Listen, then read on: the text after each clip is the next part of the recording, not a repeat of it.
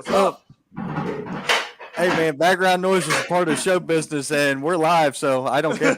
Hey, it is what it is, man. My Yeah. wife's doing something in the kitchen, so it is what it is. It's all good. Everybody, welcome. It's the first ever the hot tag.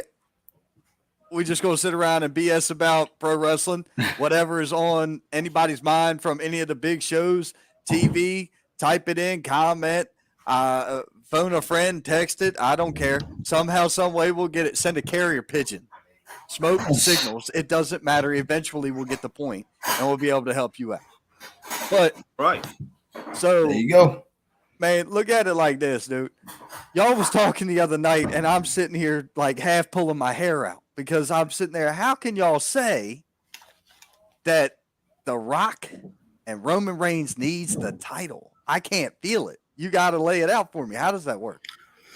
Well, like this, man. Like I said, he's lived under the Rock's shadow all his life. He even teased it on this show, Young Rock. Okay.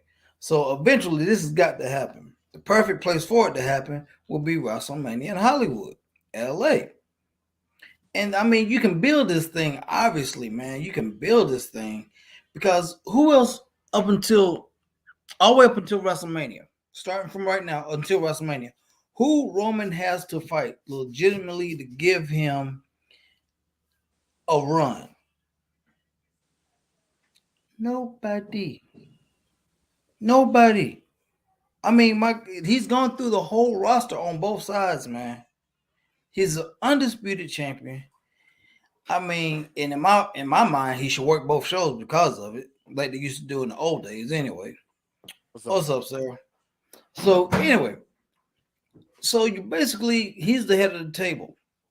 He comes out and does like the Rock did with Goldberg. I've done it all, I've seen it all, blah blah blah, etc. etc. There's nobody else. Okay, Rock, boom, via satellite shows up. He's like, hey, you got everybody except for me, you know. And he goes in some personal stuff, you know. Hey, you lived under my shadow. You say you're the head of the table, but I'm the one that's really making things happen because I'm the biggest movie star in Hollywood, this, that, and the other, and whatever. And he's like, the road you walking, I paid for you. Obviously, that's going to build up some animosity. There you go. The feud is on and cracking. See, I don't think the title is needed in any of that, though. And I bring up John Cena versus The Rock because of Cena Rock 1, in my opinion, was better than Cena Rock 2. And Cena Rock 2 featured the title. But everybody knew, Rock's going back to Hollywood. They got him from CM Punk, which was the dumbest person to have that transition. Yeah, that was kind of crazy. That was a waste of that. Yeah, that was kind of crazy. They could have done Rock Cena 2 without the title. They could have had Punk lose to the Undertaker at Mania in the main event, and I'd have been sold. I'd have been like, hell yeah, I'm all aboard. Great. No problem. Because their match, in my opinion, was the best match on the card that night. Punk and Taker. I really believe that was the best match on the card that night. That was one of the Undertaker's last really, really just gritty matches. Not just the stuff he did with him and Hunter, of course. Oh, yeah. Him and Shawn Michaels. Yeah, duh. But when you're talking, somebody not on that level, even though we viewed him on that level, but the WWE didn't feel he was on that level. Yeah. Man, I really felt like Punk was one of those guys, dude, with Taker. It was one of Taker's best matches at Mania. And he's had a lot of them, 20-something of them, as a matter of fact. But my whole thing is this. If the title's involved, you know damn well Roman Reigns is not losing it. Because you know The Rock's not going to be there for even the Monday after Raw. But that's what I'm saying. Hollywood. That's what I'm saying. Rock loses to Roman. Roman keeps the title, gets the ultimate head of the table. That's done. He is the guy. And then you can roll into Cody. And with Cody having that multi-year contract, you can spread that thing out and everybody's all happy. Oh, I agree. I just don't think that it needs the title. I'm just going to have to disagree with the title part. The match needs to happen. Let's go there. The match needs to happen. We know that. The match needs to happen between Cody and Roman, and we can't wait for it. But to So you think just because they fighting for the head of the table and family supremacy, that would be enough to draw? it's the You Rock. still get, but still, you still need that extra It's oomph, Ro- and the no, oomph will be the title, man. Be right back. nah. All right, Harry's gonna be right back. I don't agree, and the reason I don't agree is because when you're putting the title on the line in a match where, all right, do you know how many people thought Brock was going to win at Mania this year? A lot of them. Oh, I'm yeah. one of them. Yeah, I didn't think Roman was going to win. I was like, oh, they're definitely going with Brock. And they went with Roman. Okay, cool. You've had Roman beat everybody. But we don't need to see the title go there because it makes no sense to have Roman and The Rock with the title involved when the title could be used for other things. So the champion elevates the title. The title's as high as it's ever been since brand split, probably. It's Yeah. probably worth the most since Cena held it. Cena and Randy and Edge and Punk and their feuds back in the day. yeah. It has not been worth this much in a long time. And that's not just to me, that's to a lot of people's eyes. There wasn't a lot of stock in it when Lashley had it. There wasn't a lot with Kofi, Bryan, Big E, any of these guys, all great wrestlers, like all of them. Yeah. But there wasn't a lot of stock in the title. Even with The Fiend, there wasn't a lot of stock in the title. It was The Fiend that the stock was in. And that's what I'm getting at. So you think so almost like you're saying that Roman is taking the shine away from the title? Roman's bigger than the title right now. Mm. Roman is bigger than the title. And that is not Vince's happy place. Vince doesn't like anything bigger than the company anymore, remember? Yeah. And that's why. But Roman isn't bigger than the company though. The last person to do that was Cena. And Vince said after Cena, there will be no more people that make it that big. And Roman ain't there yet. So if He we're ain't. talking about Cena after Punk, no. Cena before Punk left, yes. But Cena after Punk left, no. Yeah. That's what I'm talking about. Cena before Punk, because everybody knew John Cena. Even if you wasn't a wrestling fan, you be like, "Oh, John Cena, yeah, that's that wrestling guy. Yeah, I've heard of him." You know, Punk was on his way there, and that's why they didn't keep going with him. yeah. But Vince said after Cena, there will be no more. Oh And no, and there hasn't been nobody on that level of popularity. oh you I know? agree. Yeah, so and Roman Reigns, he's a big entity in the business, but outside the business, nah, he ain't there yet. He ain't there. I think he's right there at the precipice of it, because when you look at name recognition, Charlotte Flair, she's up there. Oh yeah, because her name, Flair. yeah, her name, yeah, right. And that's my whole point. I just don't believe the title being involved makes it worth anything extra. And our viewer count's been going up and down and up and down. And here's the thing. I made sure that we're running a late show. It's late in the evening. Kids are in bed. It's the adults talking. So y'all want to have a beer, get a beer. Y'all want to get a shot, drink a shot. I don't care what you do. You do what you do on your time, just like I do what I do on mine. But when you're talking about watching a program and you're getting there to that point, could you see, like we said, a lot of people couldn't see Roman Reigns winning, or a lot of people couldn't see Brock Lesnar winning, and vice versa during Mania. Most of us, I believe, were on the Brock Lesnar side of this. I kind of felt that Roman was going to keep it anyway, but that was just me, right? Because I saw the way they were going with it. So a lot of people still paid money to see it, though. And that's the thing. It was still one of the higher drawing Manias. Yeah, it was. It was. But Eh, the thing was, that like I said, that extra oomph, the title. nah, Yeah. it was the there was the unpredictability, Yeah. not the title. Well, man, That's my opinion. What do you got, Harry? look, I don't think the title. I'm gonna agree with you, Ron. I don't think the title need to be involved in this thing. I really don't. I mean, when it boils down to it, it don't really make sense to me because you have Rock. You have Rock. I mean, he's a Hollywood star. He's not involved with wrestling.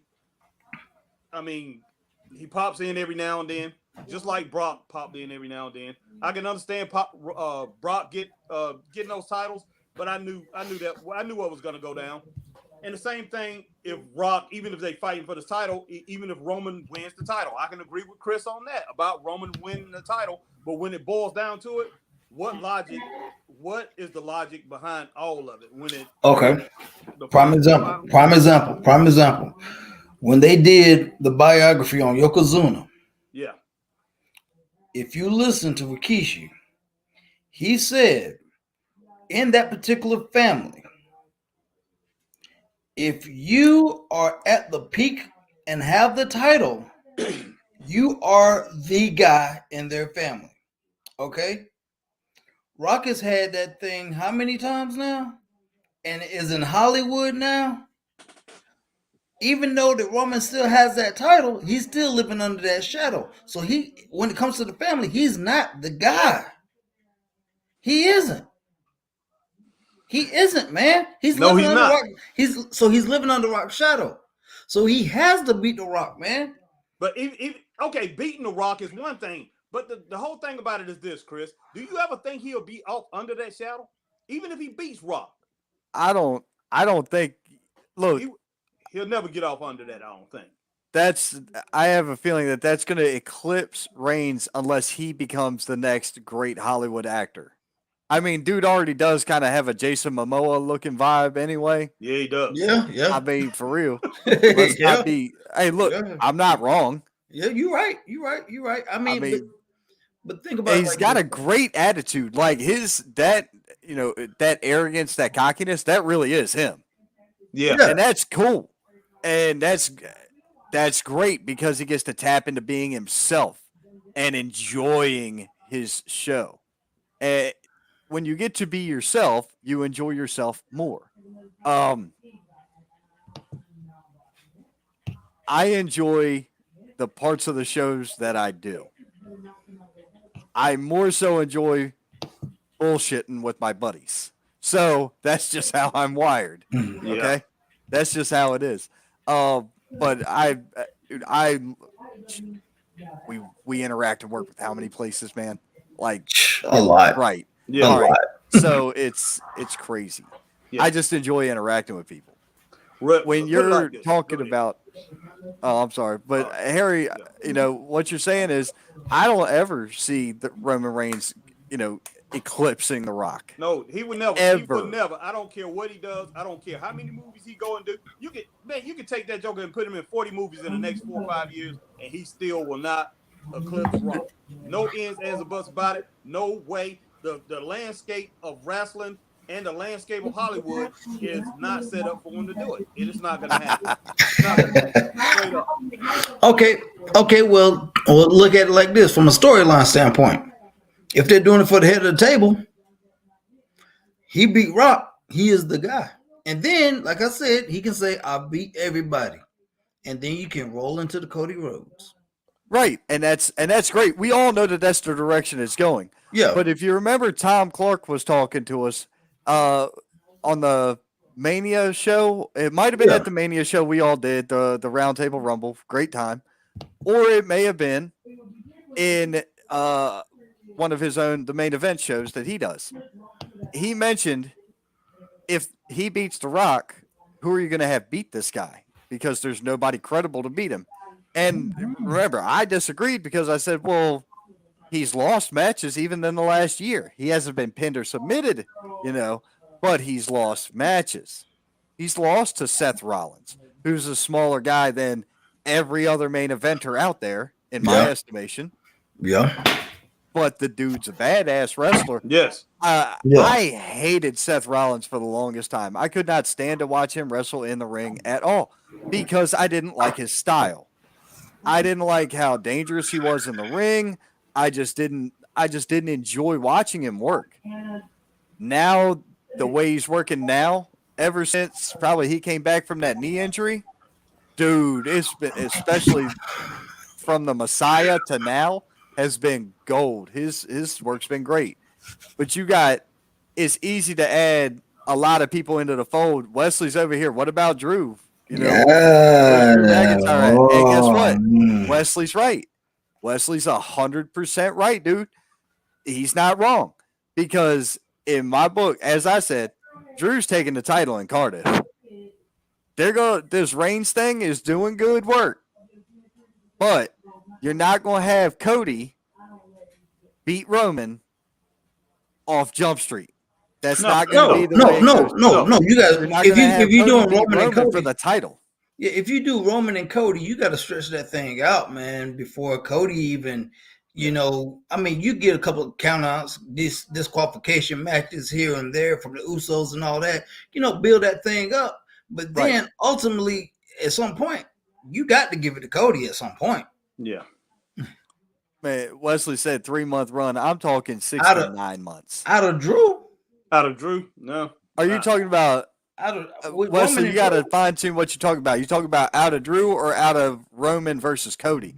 Because I see the Roman and Cody feud lasting damn near a year when it finally hits off. If they do it right. If they do it right. But you got to doing it right, and across the year means you got to find a way to keep it fresh the whole time, which is hard. Yeah. Oh, he's talking about out of Drew. He's saying out of Drew. He's saying 3 months out of Drew. I got you, man. Look, the WWE screwed up the biggest feud that they could have had, the best feud that they could have had, outside of maybe Rock coming back. Now, Rock came back and he wrestled Chris maybe about 4 or 5 months, maybe 6 months, man. And he ended up wrestling he wrestles Roman and they get into a feud. I can understand that.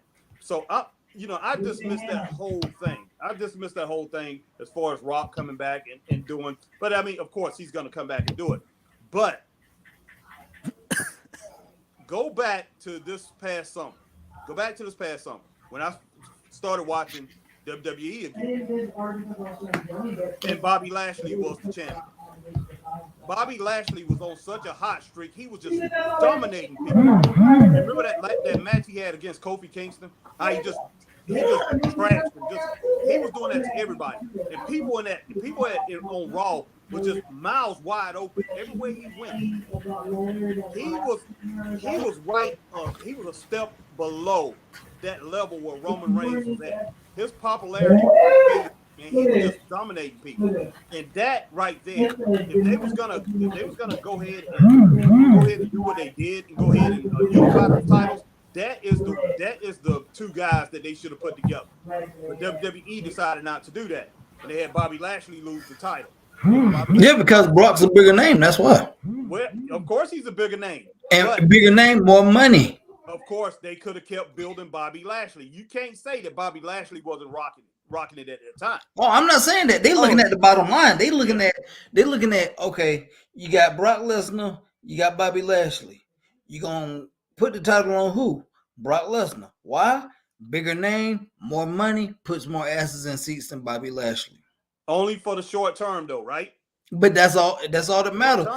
Hey, 4 million versus 1 million. Anything in wrestling. If I'm a promoter, say if me, you, and Ron together started a company, the Carolina Wrestling, the Carolina Wrestling Federation, or whatever, we started a company. I had guys coming in. I'm signing guys. Okay, say let's use Jet Mars for and Jet. His name is really huge out here. But Jet say I'm only gonna be here every now and then for a few months. Okay. That's the short term. I'm looking long term or whatever. I'd rather put the title on somebody like Zuka King, who says I'm gonna be around for 2 or 3 years. Even though it might put more butts in the seat for the short term, I'm looking for that long-term game, man. I'm looking for 2-3 years down the road for my fans to stick around because sorry about that, Ron. Just give me a second. Because, man, that's what I want. I want to build that fan base that's going to stick around and stay and not going to be sitting there waiting for this other guy, for Jet Morris, to come in every now and then and return. Go ahead, Ron. I'm sorry. Oh, you good. So my thing about that is this. While Zuka King is an attraction, if you're going to say that Jet Morris is up here and drawing seats and we're starting a company, you mean to tell me I can get a couple of months of Jet Morris's shine on my company, or pick somebody that's not got the same amount of for 2 to 3 years? Out the gate, we're going with Jet because we're going to start the place sold out. Exactly. And once the consistency of the fan base sticks around, all right, opening show, you sell 500 tickets. Every other show, you selling 300 after that. And that's going on for the 4 months, Jet was here, right? So that's a great idea to then transition it to Zuka, because Zuka's now been invested in by those 300. But those 500 we got out of Jump Street, which gave us the capital to keep the show rolling for God knows how long. That's what I'm saying here. Jet. That's what I'm saying. I feel you what you're saying, but I'm saying. But I got to go back. I got to come back on that. Sorry, but I'm gonna tell you like this. Go ahead. WWE is already built. WWE has already. That's if we're starting. That's different. I'm talking. Well, you went back to if me, you, and Chris just started a promotion. Starting a promotion. I don't care if Michael King is there. I know that's your boy. I don't care. What's up, Michael King? Michael King is here. Hey, Michael King. No, look at what he said. I don't care who it is. It could have been Ray Charles that said that. It didn't matter who said it.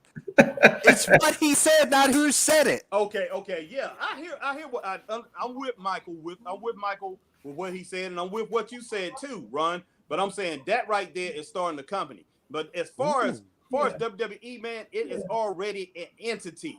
It's an entity. It's already something that's big out there. So, I posted earlier today in Straight Up Wrestling Show that they sold 56 million people watched over there in India.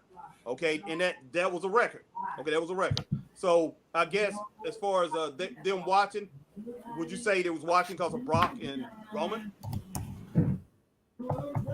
I mean, realistically, that was the attraction. Yeah, that was attraction. Yeah, of course, that was the attraction. Just like WrestleMania 3. Yeah. The best match was Macho and Steamboat, but the one that got it sold out was Hogan and Andre. That's true. But that's like SummerSlam that one year. The main event was Kurt Angle, Triple H, and somebody else for the title, but nobody cares because the hit of the whole show was the damn TLC match with the Dudleys and stuff. I've used that analogy 100 times. But either way, I got you. I see what you're saying. But look here. What statement do you guys think Vince made with this year's Mania? There was a message.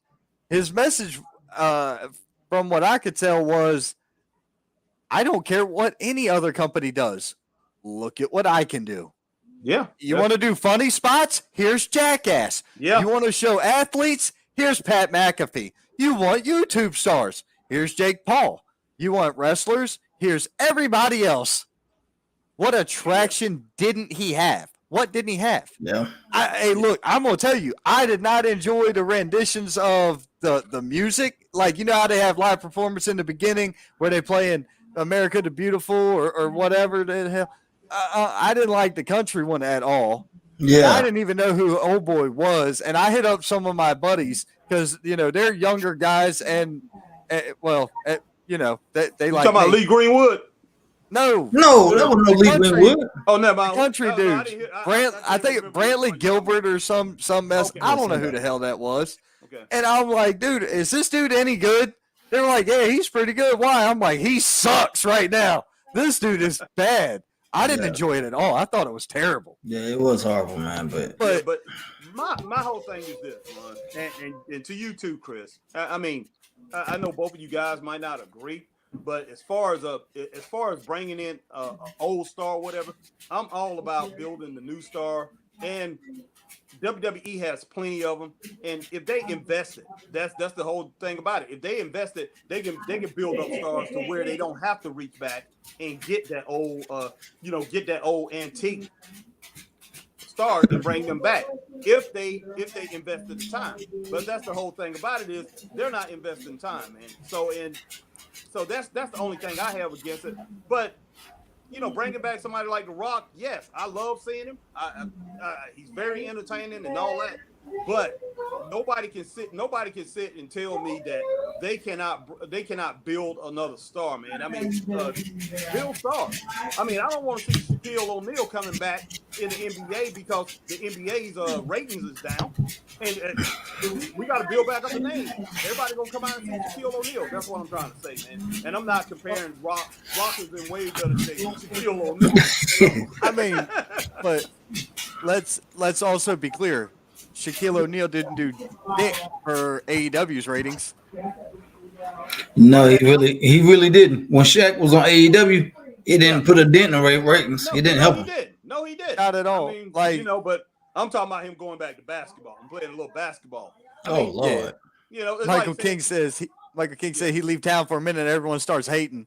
Nah, man, nah. That was happening before you left, Michael King. Yeah, there was a lot of people. Well, hey, look, you can't fault the guy for trying, and he really wasn't wrong on a lot of shit, and we know this, but it is what it is. Whoever wins Money in the Bank will be vital. Wesley, you ain't wrong there. Rock and roll all night, party every day.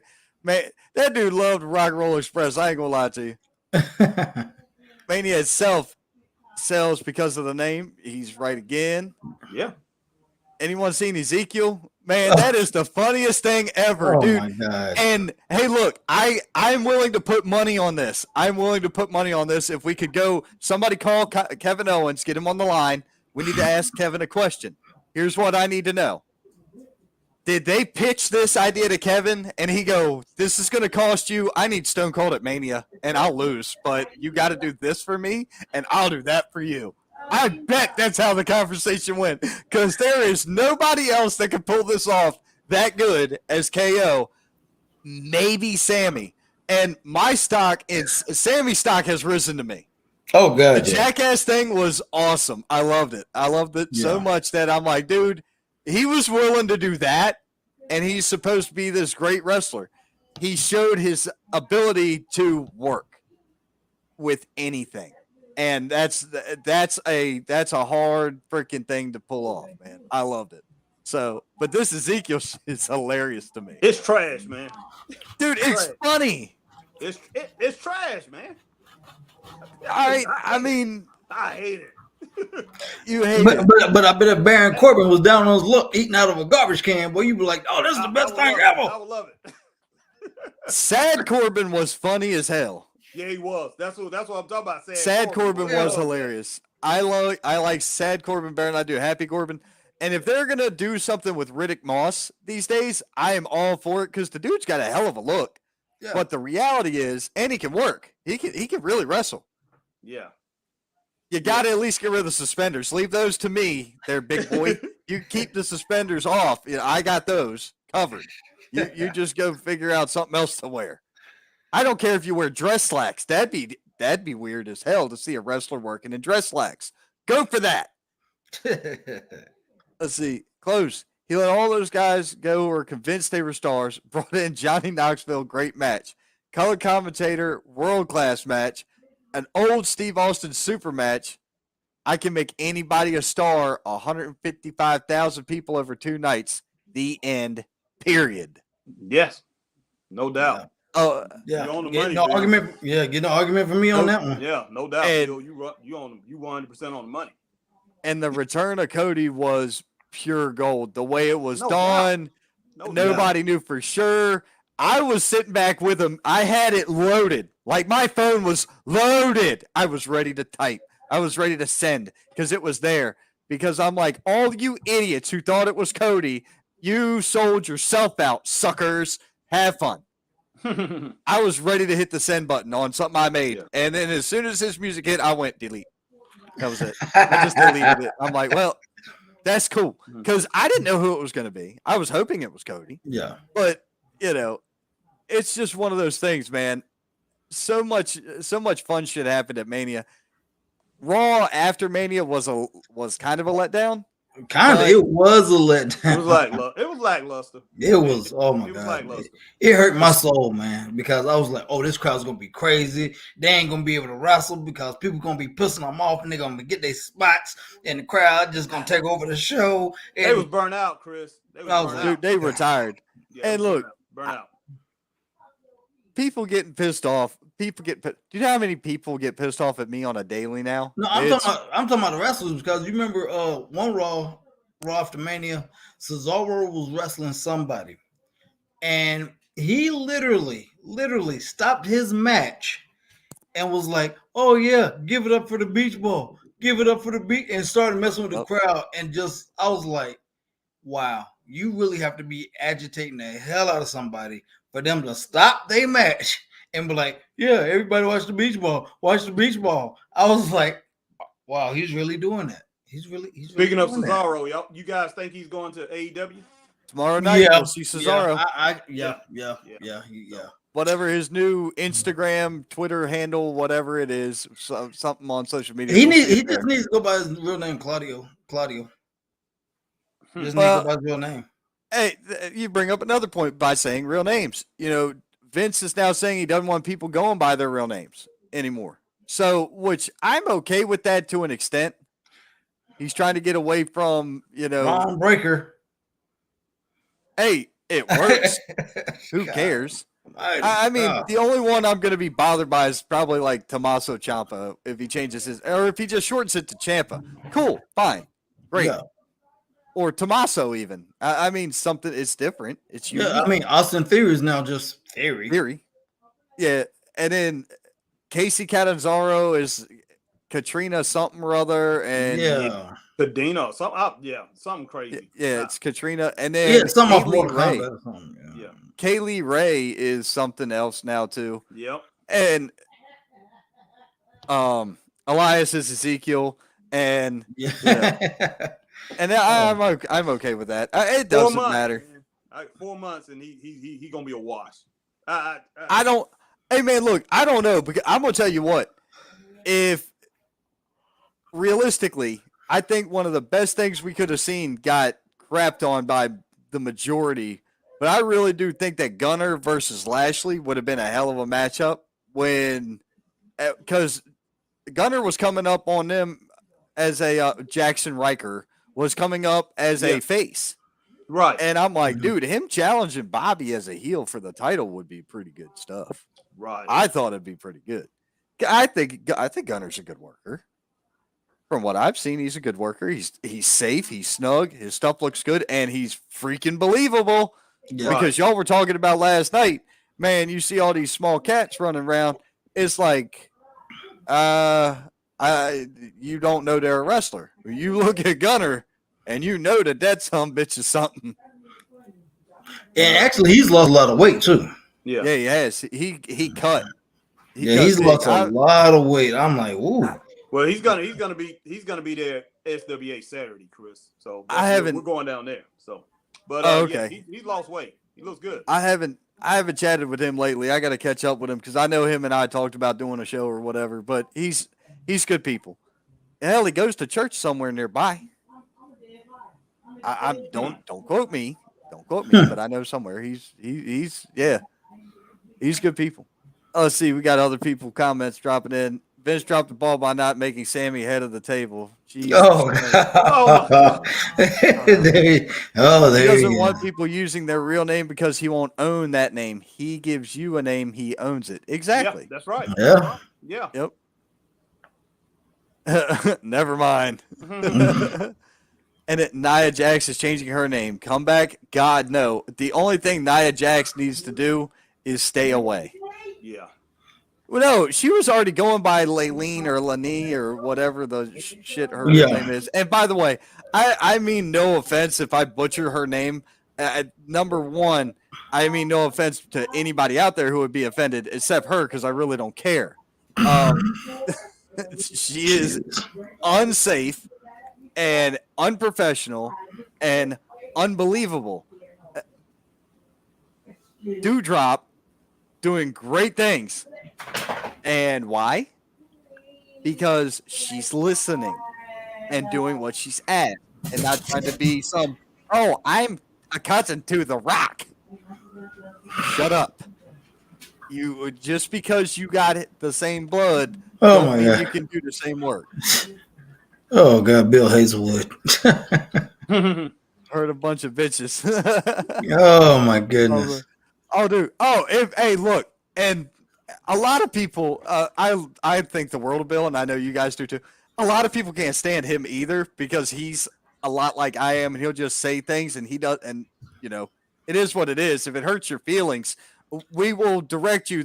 Look, if you leave out, go unplug your golf cart from the wall, Jack. Okay, and then you go get in that and you drive down the road, you will find a Family Dollar or a 24-hour Walmart or something, and you can buy this stuff. It's in the ladies section. It's for your parts. Because if it hurts, get some. So you leave me the hell alone. Wow. Dude. Wow. Oh, dude. No, I am on a rare one because if you only knew the half of it. The funny thing is, all the hate and bullshit I get, my numbers keep going like this. Jackass. I can't stand. People are so fake. It's freaking retarded. It's funny as hell, but they're morons, and I don't care. I'm for real. The amount of dumb that hits my inbox a day would shock and appall you. Man, I always say, man, when you stop caring about what people say, the better your life will be. Oh, no doubt. I just use it as fuel. There you go. That's all I've ever done. Oh, look at this. Look at this. Stealing my heat. That's right. That's right. Oh, I got I got the Bill Hazelwood rub. I got the shine from Hazelwood. Oh man. Yeah. No, and to any of the jackasses out there, no, he won't rub one out on you. Just relax. Jeez. The real deal, Brian Bullet. What's up, buddy? Yo, what's up, Brian? What's up, B? Man, what's next? Heyman Unify IC title? Hey, man, nah. They need the mid-cards. The mid-card titles are going to be the main points of Monday Night Raw and Tuesday Night SmackDown. Yeah. And in my estimation, they're going to be on the same precipice as the NXT title. Because to be legitimate, what I wouldn't even have them at this point being the Raw or the IC or the United States title anymore. I'd make them the Raw title or the SmackDown title, just like you have the NXT title. Now all three are of equal value. I got a question I want to put out here. I saw on Facebook one of my wrestling buddies made a very valid point. Last time Cody was in WWE, he brought back the white strap IC title. And he also asked, do you think if and when he wins the championship, the WWE championship, do you think he'll bring back the Winged Eagle title from the Bret Hart days? I saw that same post, and I don't think so. Like, wow. I don't think so, and the reason is because that wasn't the title when his dad was in the chasing after it, was it? Yeah, it was. I thought it was the one before the Winged Eagle. I thought it was the Globed Eagle. No, the Globed Eagle was that was Austin. That was the Attitude era. Okay. I'm trying to think about the one that was before or like during the Hogan era, because even Flair held Winged Eagle. Yeah, Flair held the Winged Eagle. Yeah, that's the one I'm talking about. Yeah, that's what I'm talking about. All right. Well, I mean, I don't think so. It'd be cool as a spot, maybe, but not as a permanent. Yeah, not as a permanent. No, I love the belt. Don't get me wrong. I love the belt, and I love the old school IC title. I put the newest one above the oval one, but below the other two, the black or the white. Old. Yeah, step style. I'll dug the step style. That Joker was clean. Yeah, man. But that would be cool if he did do that, though, man. Yeah. Hmm. There's so many different things that they could do though. Yeah. There's a lot of fun stuff out Yeah, there. because I mean, like I said, eventually since you unify the title, you're gonna have to come up with one strap, and the champion's gonna have to work both shows. But now I ask you this: if you are the unified champion and you are the guy, would you work all three shows, Raw, SmackDown, and NXT? So define working. Define working. Because back in the day, let's keep this in perspective of back in the day, right? Mm-hmm. Back in the day, Hogan wasn't always there. Those were vignettes. Oh yeah, But it yeah, was yeah. still, the NXT backdrop or whatever in front of a green screen or whatever. Yeah. I think that's the way you do it. I And mean, then you but have him show up. every once in a while. They'll actually show up every once in a while. Exactly. I feel that. Oh, You don't Harry's think over there so, shaking Harry? his head. What you got? No, Harry? no, man. I don't know, man. I don't know. I just think the whole thing is crazy. Everything you guys are talking about. I mean, I can't stand none of the belts. I think they're all ugly. I mean, just Yeah, no. I don't. I like the older belts too. But as far as what you're saying about, as far as the unified champion, should he work all three shows? No, I don't think so. All right. I like the tag titles that they had when I was a kid. Them big jokers, them big something. Yeah, they the were big cool. square ones. Yeah, the big square ones. Yeah. Yeah. I liked those, but then I also did like the ones that the one dude's dead, and he was Shawn Michaels. He was from Shawn Michaels Training Academy, and his partner is Trevor Murdoch, or was Trevor Murdoch. You got to know who I'm talking about. They held those. Sean titles. Stasiak. Sean Stasiak. No, hell no, not that dude. He's a dipshit. Damn. Lance Cade. Oh, Lance. Okay. Lance Cade and Trevor Murdoch held those titles, and they had that edgier look, but they were the tag team titles. Yeah, that's the one. I love them belts. Those belts were. That's the one the Dudley Boys held too. Yes, I loved that one. Those were great. Those were awesome titles. I liked those. But anything since then, all the tag titles have been shit in my book. I don't like the single plate of copper or now silver and the colored bands. I don't like none of that. It wasn't Garrison, Cade, Octavius. It was damn whatever I just said. Lance Cade, Trevor Murdoch. There it is. Yeah, Lance Cade. Okay, yeah. Thank you, buddy. Guys, All what good. do you think of Joe Gacy in NXT? Yeah. When he first came out, I thought that was. I was like, man, this guy looks like Kevin Owens. He looks like Kevin Owens' little brother or something like that to me. But I don't even know who he is. I don't watch NXT no more. yeah, but Joe Man. Gacy, he cracks me up, man. I think he's pretty funny. So Joe Gacy has the cult leader gimmick, Yeah, like what was it, John Wayne Gacy? yeah. Yes. So it's relative to that, and he's like this polite dude. He reminds me of like, I don't know, a bunch of these people that walk around that are ministers. He reminds me of them because he approaches people the same way. And I don't mean that like Harry. I don't mean that like you. I mean like other people. Like he just kind of meanders around, and he's like, "Do you know about the good word of what we do?" And it's like, this bitch is drinking his own Kool-Aid, but he's drinking enough of it to where he doesn't die, and he builds up the tolerance. I think it kind It's of wild. morphed into that the character what you're talking about, Ron, because Yeah. when he first came there, he was kind of like it was kind of like he was working on the woke crowd. It was kind of like a political thing when he first started, and now it's morphed into where he's like a cult leader, like say John Wayne Gacy or Jim Jones or somebody like that. Yes. And he's pretty much he's trying to get somebody to drink Kool-Aid. What's the guy that's in the I forgot his name. The guy that's always the black rapper Harlem. that's always in the dressing room that he's always trying to get.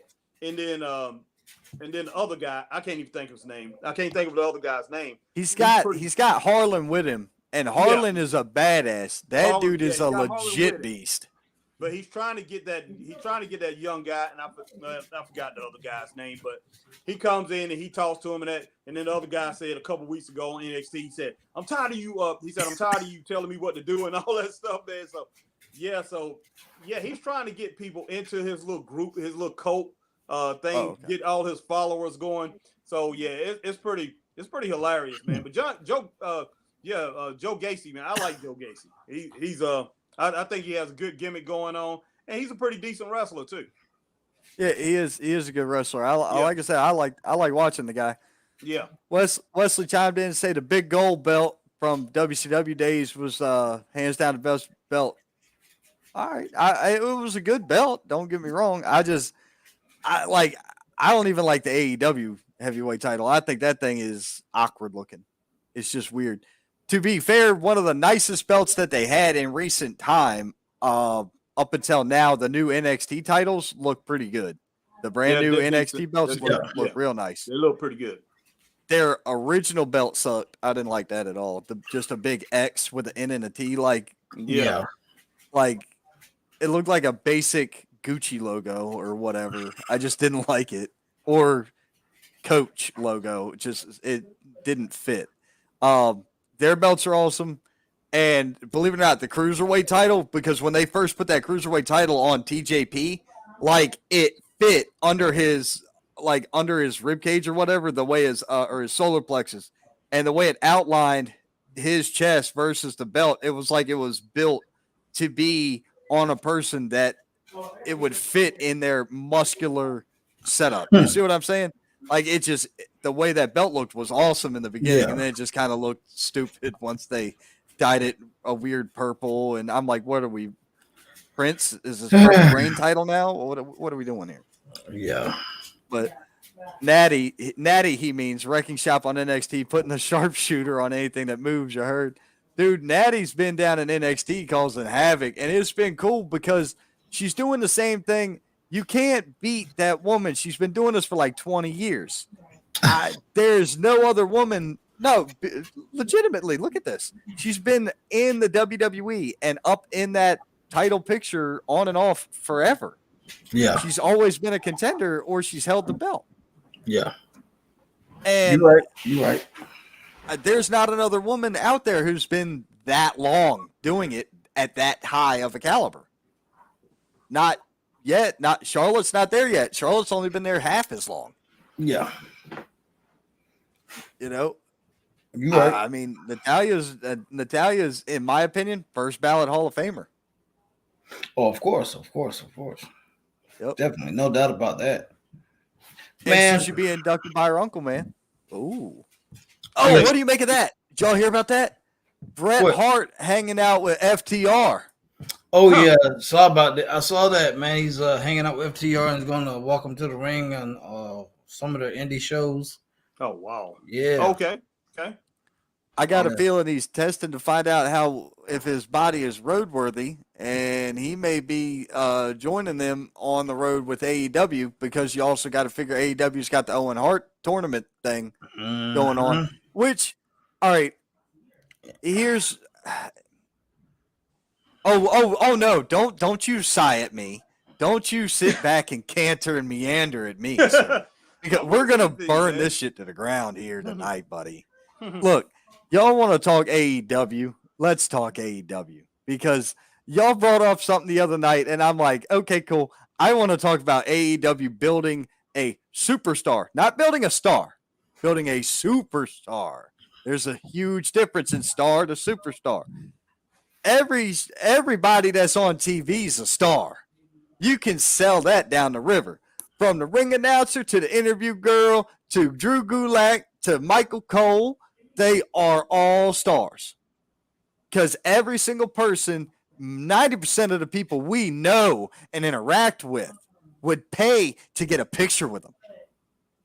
Still today, would pay to get a picture with them because they're on TV. So it makes them cool. So they're stars.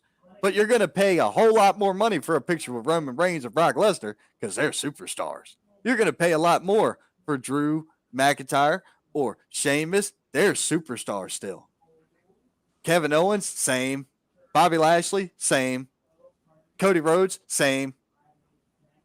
I mean, there's probably a good 10 or 15 superstars on the WWE roster. Probably a good 10 or 15. But on the AEW roster, I got Chris Jericho, CM Punk, Daniel Bryan, Jon Moxley, Sting is a legend. Are we counting legends here? I don't know. Sure, why not? We'll give it to him. I am now out of names for superstars. Darby Allin's a star.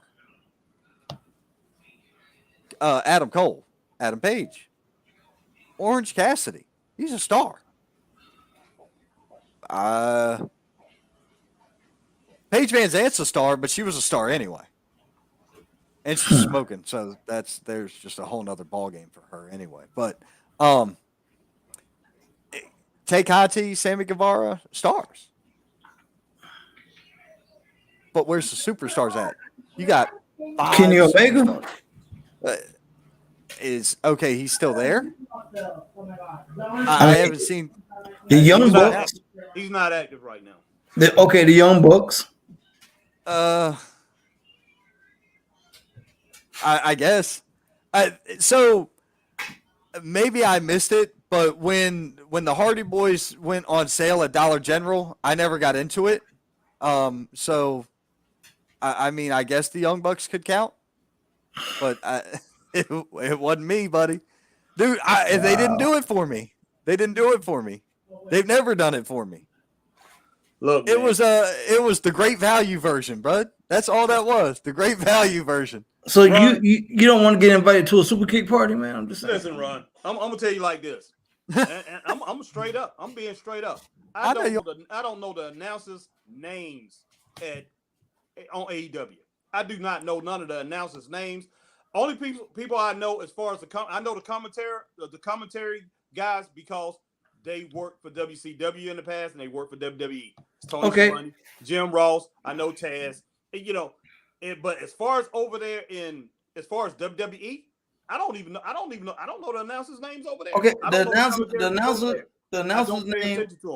announcer's name is Justin Roberts. And if you remember, he was a WWE announcer. And matter of fact, he was the one that got Daniel Bryan fired because Daniel Bryan choked him with his tie when he was with Nexus. And see, I wasn't watching wrestling at that time. But seriously, the only person I know is that I guess his name Brian Saxon. That's the only person. Byron Saxton. That dude's a jackass. I don't even like that guy. He's just bored. Just because I mentioned his name don't mean I like him. Dude, I know Pat McAfee because he was a kicker in the NFL. But as far as the rest of those guys and those girls and stuff like that I know Michael Cole, Corey Graves, Jimmy. I mean, when you mention the name, I know it. But if just right off when I go watch wrestling, I don't pay no attention to them. I really don't. They just don't strike me as somebody like Lance Russell or Gordon Soley or Tony Schiavone and David Crockett, Bob Caudle. They don't strike me like that. They just don't. I have no interest in them. I'm like, get to the flipping matches. I don't even want to hear you. I don't want to hear you announce the ring announcer or whatever, even though I think the ring announcers are good. Don't get me wrong. I think they're good, but I'm not interested in knowing their names. That's just all it is to it. It's probably because there's so much going on and we go to so many shows. We go to a lot of shows. We know a lot of wrestlers' names and things like that. So I ignore those people. I really do. I really do. I don't ignore them on the local shows. Like you, Philip, Bill. I don't ignore those people. And I want to know who's the commentaries, commentary people at the shows that I go to. But as far as these guys on WWE and AEW, man, I'm telling you, I do not pay no attention to them. And as far as, like you said, Corey Graves, yes, I know the name. After I hear the name, I know it. It rings a bell, and I know where he works. But to tell you the truth, man, it's just something that don't just pop up to me like, oh, these guys are a star, man. And, they just don't. Well, two things we got to fix. Number one, you don't know Elliot yet. And number two, I don't know Brett yet. So those are two items that we got to take care of. Elliot Poston is an awesome announcer. Okay. Great dude. Really good announcer. And I've never met Brett Wolverton. I've never been at a show where he was the announcer. Yeah. All the shows y'all been to, and he ain't never announced none of them? Who? Brett Wolverton. You talking about all the shows me and Chris been to? Yeah, and he's never been the announcer? He's been an announcer at one or two of the shows we've been to. What, 3 Count Battle Zone? 3 Count Battle Zone? I think he might have been at HWA at one time. Once. when Phillip wasn't. No. He was there once, No, and he I was think at he another runs show that we Greenville, went dude. to. Huh? I think Brett's up in Greenville, bud. He's So either he- Turbo. Greenville too, but he traveled to a couple shows. You know, Oh, does he? I know he did that. I Gotcha. think he would. I think But- it was three. It was 3 count. He was at 3 count. That's where it was. Okay, that's Yeah, where he That's is. what I say. 3-count battle Yeah. zone. Yeah. Yeah, actually, I tried to talk to him, didn't get a chance to. But yeah, he was at 3 Scott- count. Scott Larson said, think AEW could build Powerhouse Hobbs into a superstar with the right push, in my opinion. Anybody can be a superstar with the right push, except for James Ellsworth. Let's Yeah. clear that up quick. See, CMW coming up. Yeah, I got you. I'm not coming to that one. I'm going to the next one. You got to get me the poster. Okay. Octavius, that's the day before my birthday. Bill Hazelwood, Byron took that stunner like a champ. Hell yeah, he did. Yeah, he did. And Yeah, I yeah. said facts. Yeah, but Let's see. yeah, as far as Scott Yeah, Larson Powerhouse agreed with you, Hobbs. Harry. So there's that. yeah, oh yeah, as far as Powerhouse Hobbs, Scott, you're exactly right about Powerhouse Hobbs, man. He should be a way bigger than what he is. There's no doubt about Oh it. yeah, there'll never be another Bobby the Brain a gorilla again. No, that Yeah, combination yeah, was. that's Oh my true. gosh, That's true. that Whoa, whoa, combination whoa. is. Yeah, you No can't doubt. beat No that. doubt. But CWA coming back in August. Oh, Carolina Wrestling Authority? Is that what that is? I'm not sure what CWA is, but I know what CWA is, but I don't. As far as the name that just mentioning the whole thing out, the anonym of it, I don't know. You could Carolina Wrestling Authority. That could be it. I don't know. Yeah. Ron. could be. Your We'll guess figure is it just out. as good as me and Chris's. Yeah, I don't know, but Yeah, trust me, Columbia I'm and sure I'll hear Orangeburg. about it. I'm sure I'm gonna hear about it between now and then. Yeah, they Yeah. ran Ran Columbia and and Orangeburg for Orangeburg. years. Oh, okay, Cool, Right cool, on. cool, but cool, cool. I mean, and then you got the SmackDown side of things. We got the Usos. I can't believe they're finally going to unify the tag titles, and I'm excited as hell about that. Thank God. Yeah. Let's- yeah. The more titles you have, the less the crap means. And right now, they just need to dumb it down, make it some bare basics. Mhm. I don't want to see a tag championship on each show and then a main championship. No, y'all ain't got enough tag teams for that. That's like boxing. That's like what I tell Harry about boxing. They need to have one title per weight division. Oh, no doubt, no doubt. But you got like 7 titles for each weight division. I'm like, man, that's ridiculous. I can't keep up with it. Now, I understand on the interim title holder. I get it. That makes sense. That works. That's fine. But as far as like having title holders to title holders, and he's the 3rd level welterweight. Well, Well, who the hell's the first 2? The thing about boxing is just so many. Now you got so many different organizations. Now you get the WBC, the World Boxing Council. That is the ultimate. That's the one that goes back way back, just like the NWA as far as wrestling goes. Then the WBA came along. Then the IBF came along, International Boxing Federation. Then you got the WOC, and so it's so many different boxing organizations, and then all of them came up with different titles. So that's what diluted it. It's horrible. It's awful. I mean, as far as somebody who's into boxing as much as I am, and how much I watch and how much I've been involved my whole life as far as in boxing, yeah, it's disturbing. I can't stand it. So, but I'm confused by this statement because Bill, y'all didn't hire me. What are you talking about? oh my God. Wow. The Flyers getting worked up for Evolution Homecoming Summer Madness. You have it soon. Appreciate you, bud, because I got some people down in Clinton Lawrence area I'm going to try to holler at, get them over there. Yeah. And then who doesn't ahead. like a good belt whore? All right. The only one pulling it off right now is Cardona. Cardona's pulling it off really well. It's funny for him. Yeah. It's me, Shitty Bill, my new gimmick. Oh, Oh my gosh. Oh, Oh my gosh. Oh, Yeah, my but, Lord. Have y'all That's heard about AEW New Japan trying to set up a super show in June? It'll be the only way they can sell out a stadium. So good for them, I guess. Yeah, I heard about them setting up a show, something 'Cause- like that, man. Hey, look, if they're padding the house, they're padding the house. You know, it is what it is. And everybody likes to do that when they need to. But here's the thing. Is Tony trying to like revive the NWA at this point? Because if that was the case, he should have bought the NWA as well and kept that name as the overall and then made all the rest of the leagues their independent divisions or whatever. We kept the NWA as the head of it. Because realistically, in my book, you're not going to get any bigger clout other than the WWE than the NWA. And that includes WCW, ECW, MCW, FCW. So you saying he should have been like had the NWA council again and all of its subsidiaries underneath it. He should have bought the NWA and made the NWA the big umbrella, and all the little fingers be whatever independent promotion, AEW or who did he just buy? That's been irrelevant for 3 years. Yeah, them. Yeah. Dude, and Yeah. Before anybody dares to comment, I think Jonathan Gresham is a phenomenal athlete and he's a hell of a wrestler. But that bunch of shit that they did with him and Dalton Castle sucked so bad. And here's the thing. Friday, I was walking around outside at work. This is my lunch break. I go outside and I smoke and I walk for like an hour.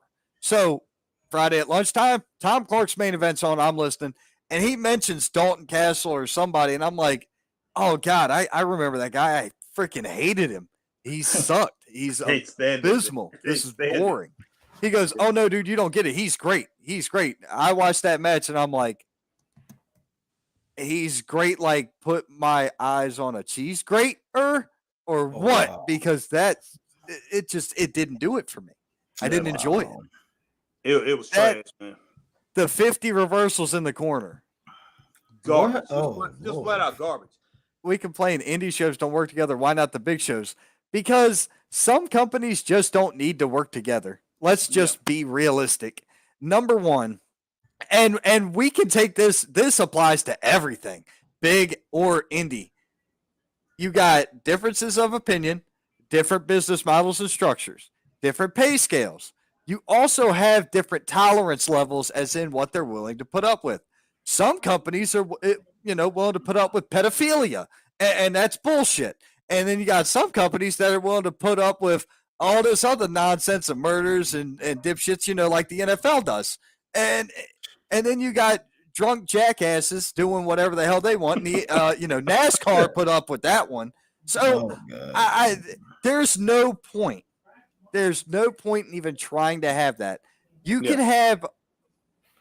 could probably get 2, maybe 3 companies to agree on some things and chill and run a show together, but that's going to be about it. And even then, it's going to have to be the best couple of people at the helm that there are in this planet. Because everybody's going to want to get their stuff in, and everybody's going to want their money out of it. And unless the money shows up for the effort put in, nobody's going home happy.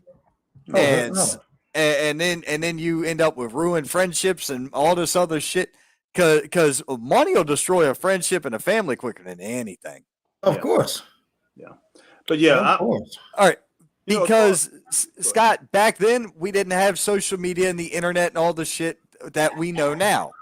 You got to remember, we as fans are now way smarter than the fans were 20 and 30 years ago. Mm-hmm. We know when they're really married to Corey Graves and Carmella or whatever. Who cares? We know this now. We know that if Trish Stratus kisses a dude on screen, that she's really going home to her husband, and not that guy. Yeah. But back in the day too, man, the boys knew how to keep their mouth shut. Well, another thing too, as far as back in the day, and I know what Scott is trying to get to. Scott said, "How when he's asking how did the territories last so long?" Back then, man, there was a structure in wrestling that you can pretty much say all of the territories. You could take Jim Crockett Promotions and go and work a show with Bill Watts Memphis Championship Wrestling. You could take a WWE. You could take Vince McMahon Sr. You could take one of his cards and you could go down there and work World Class Championship Wrestling because it was a total different vibe of what he was doing than what Vince McMahon Jr. is doing. So, the wrestling was a little different. It was a little different. The work was a little different, but they still was wrestling it was a slower pace, and it was pretty much the same thing. It's just that you had a few guys that would probably do a few more moves that they hadn't been seen before, whatever. But it wasn't such a contrast like it is now. If you look at Raw, which me and Chris were talking about earlier today, we talking about Raw. I said, Chris, I was talking to Chris, and Chris was like, man, just trash, and I'm like, Raw wasn't that bad because I look at Raw for what it is now. Back in the day, I did not look at Raw like I look at Raw now. I look at Raw now. I'm expecting to get something like that wedding they just had. It didn't bother me because I used to see stuff like that on Raw all the time. And so anything on there, a lot of things I just laugh about. Now, as far as the thing like Elias, at first I was laughing a little bit, but I think they carried it a little too far. But I come to expect certain things on Raw. That's why I can tolerate it now. Chris has changed. His thinking changed. He watching social media, talking about social media. Social media has ruined a whole bunch of different people's perspectives on things. Chris, back in the day, up until maybe a couple years ago, Chris wouldn't have never said anything. I don't care what Raw did. He would have never said anything. But now Chris look at Raw, man, this is garbage or whatever, because of something crazy that they're doing. But I said, Chris, you're not looking at it for what it is. Raw cannot change what they're doing because Raw has always had an element of what they're doing. What they're doing now is those elements has always been there.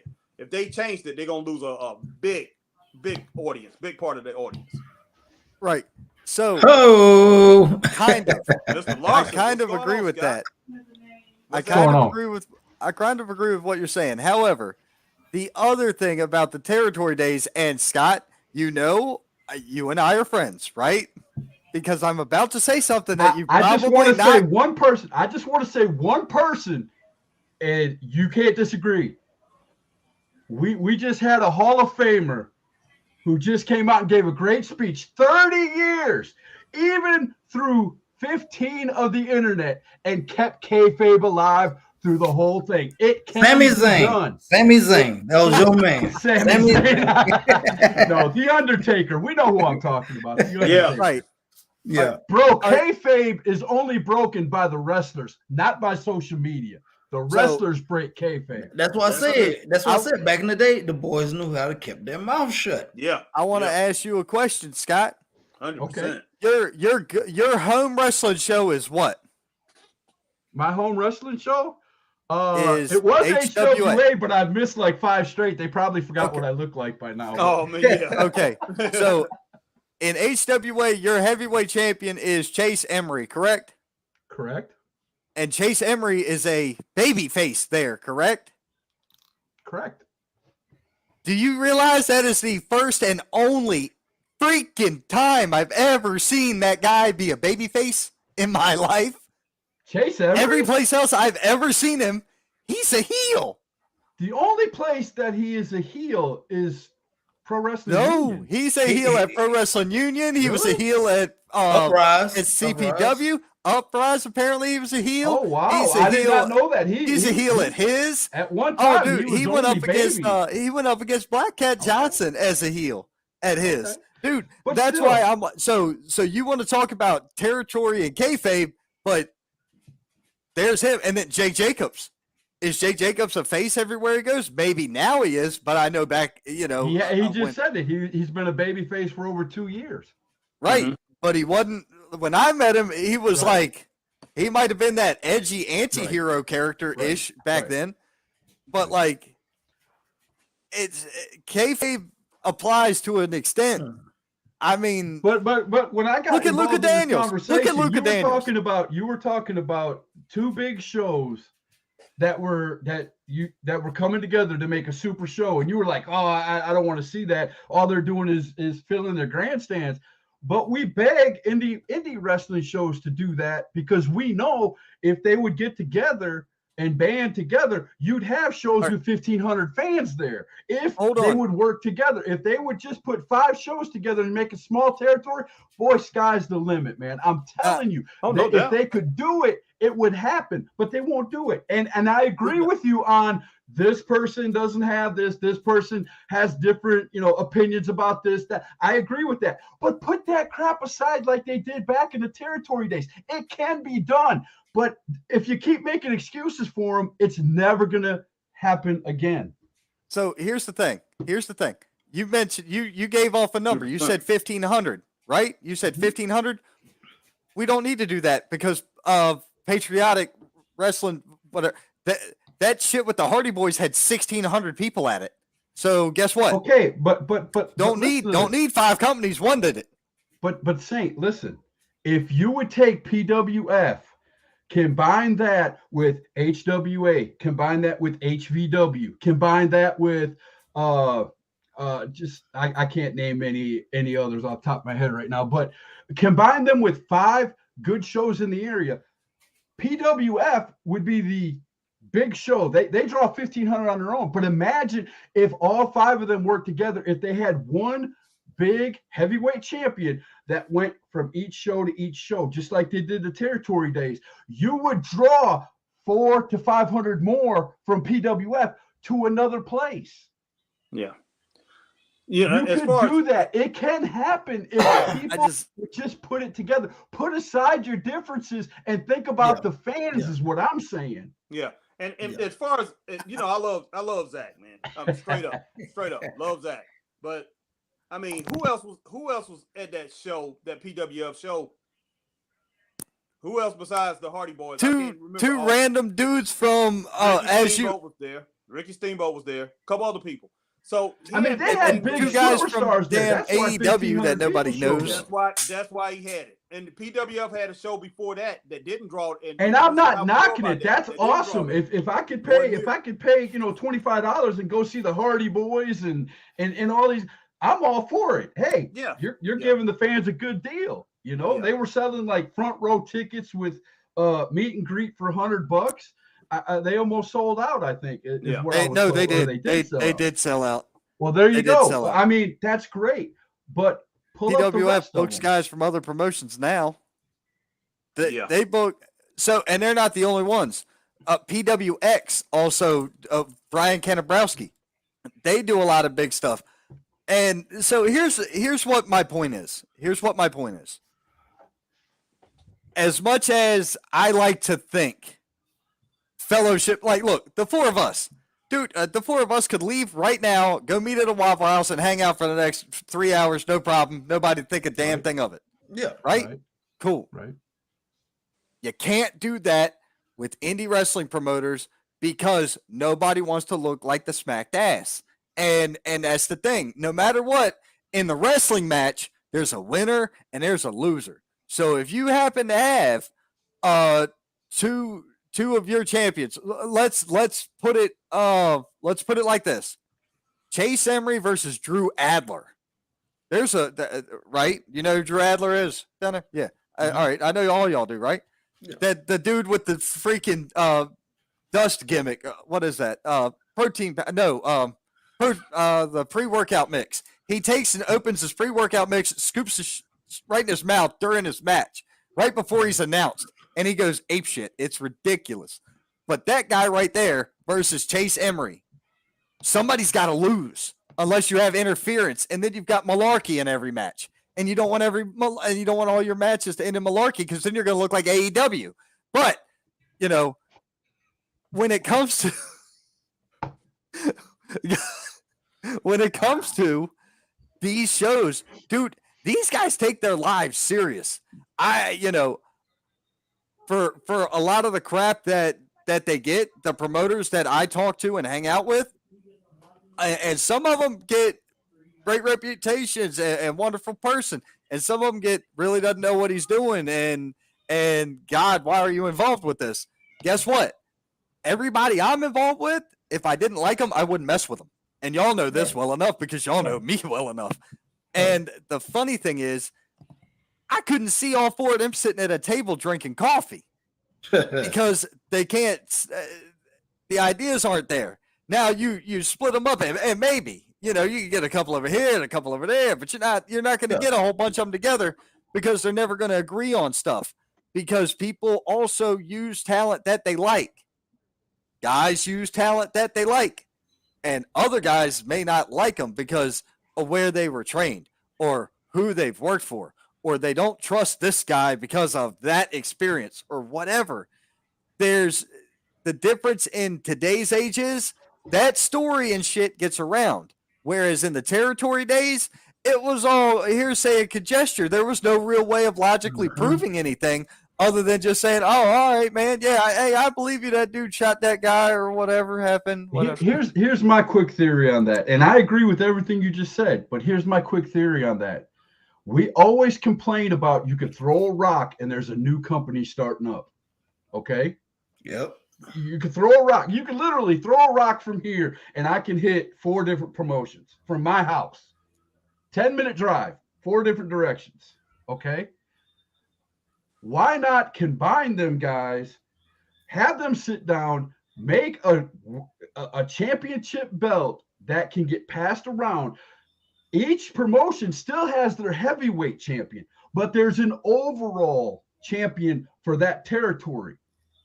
I mean, isn't that what made Ric Flair? Ric Flair, he was the champion in the territories. He wasn't their heavyweight champion. He was their grand champion. He'd walk in and their heavyweight champion would try to dethrone him or something like that.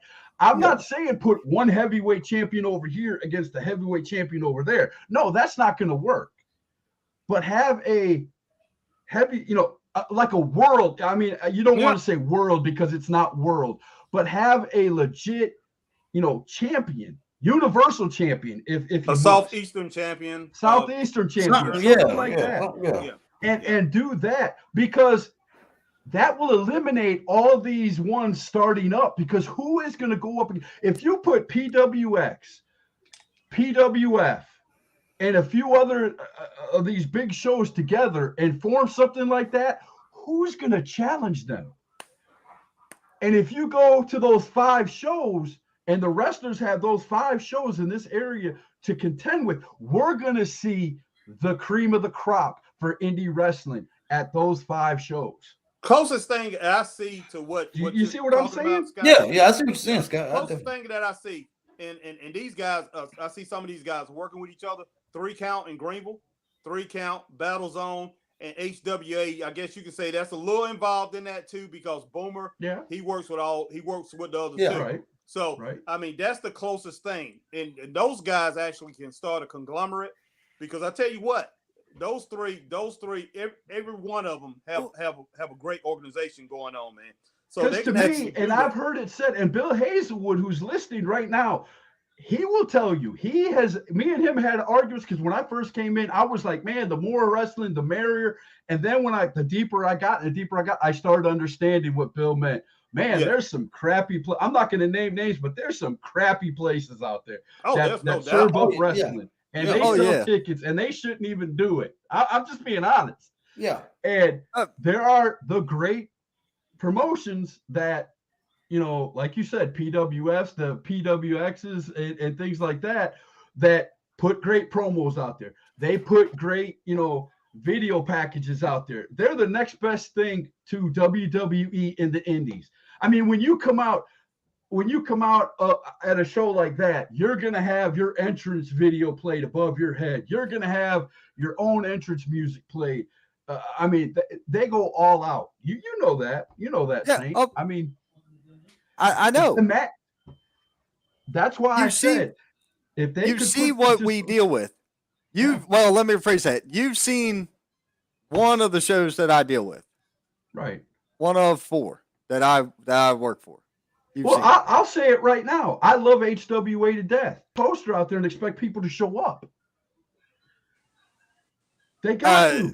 See, we They, talked got about to. that. They have a good show. They have Oh, yeah. good wrestlers that Yeah. show up, Yeah. but they don't put it out there. See, that's what me and Harry was talking about in private conversation.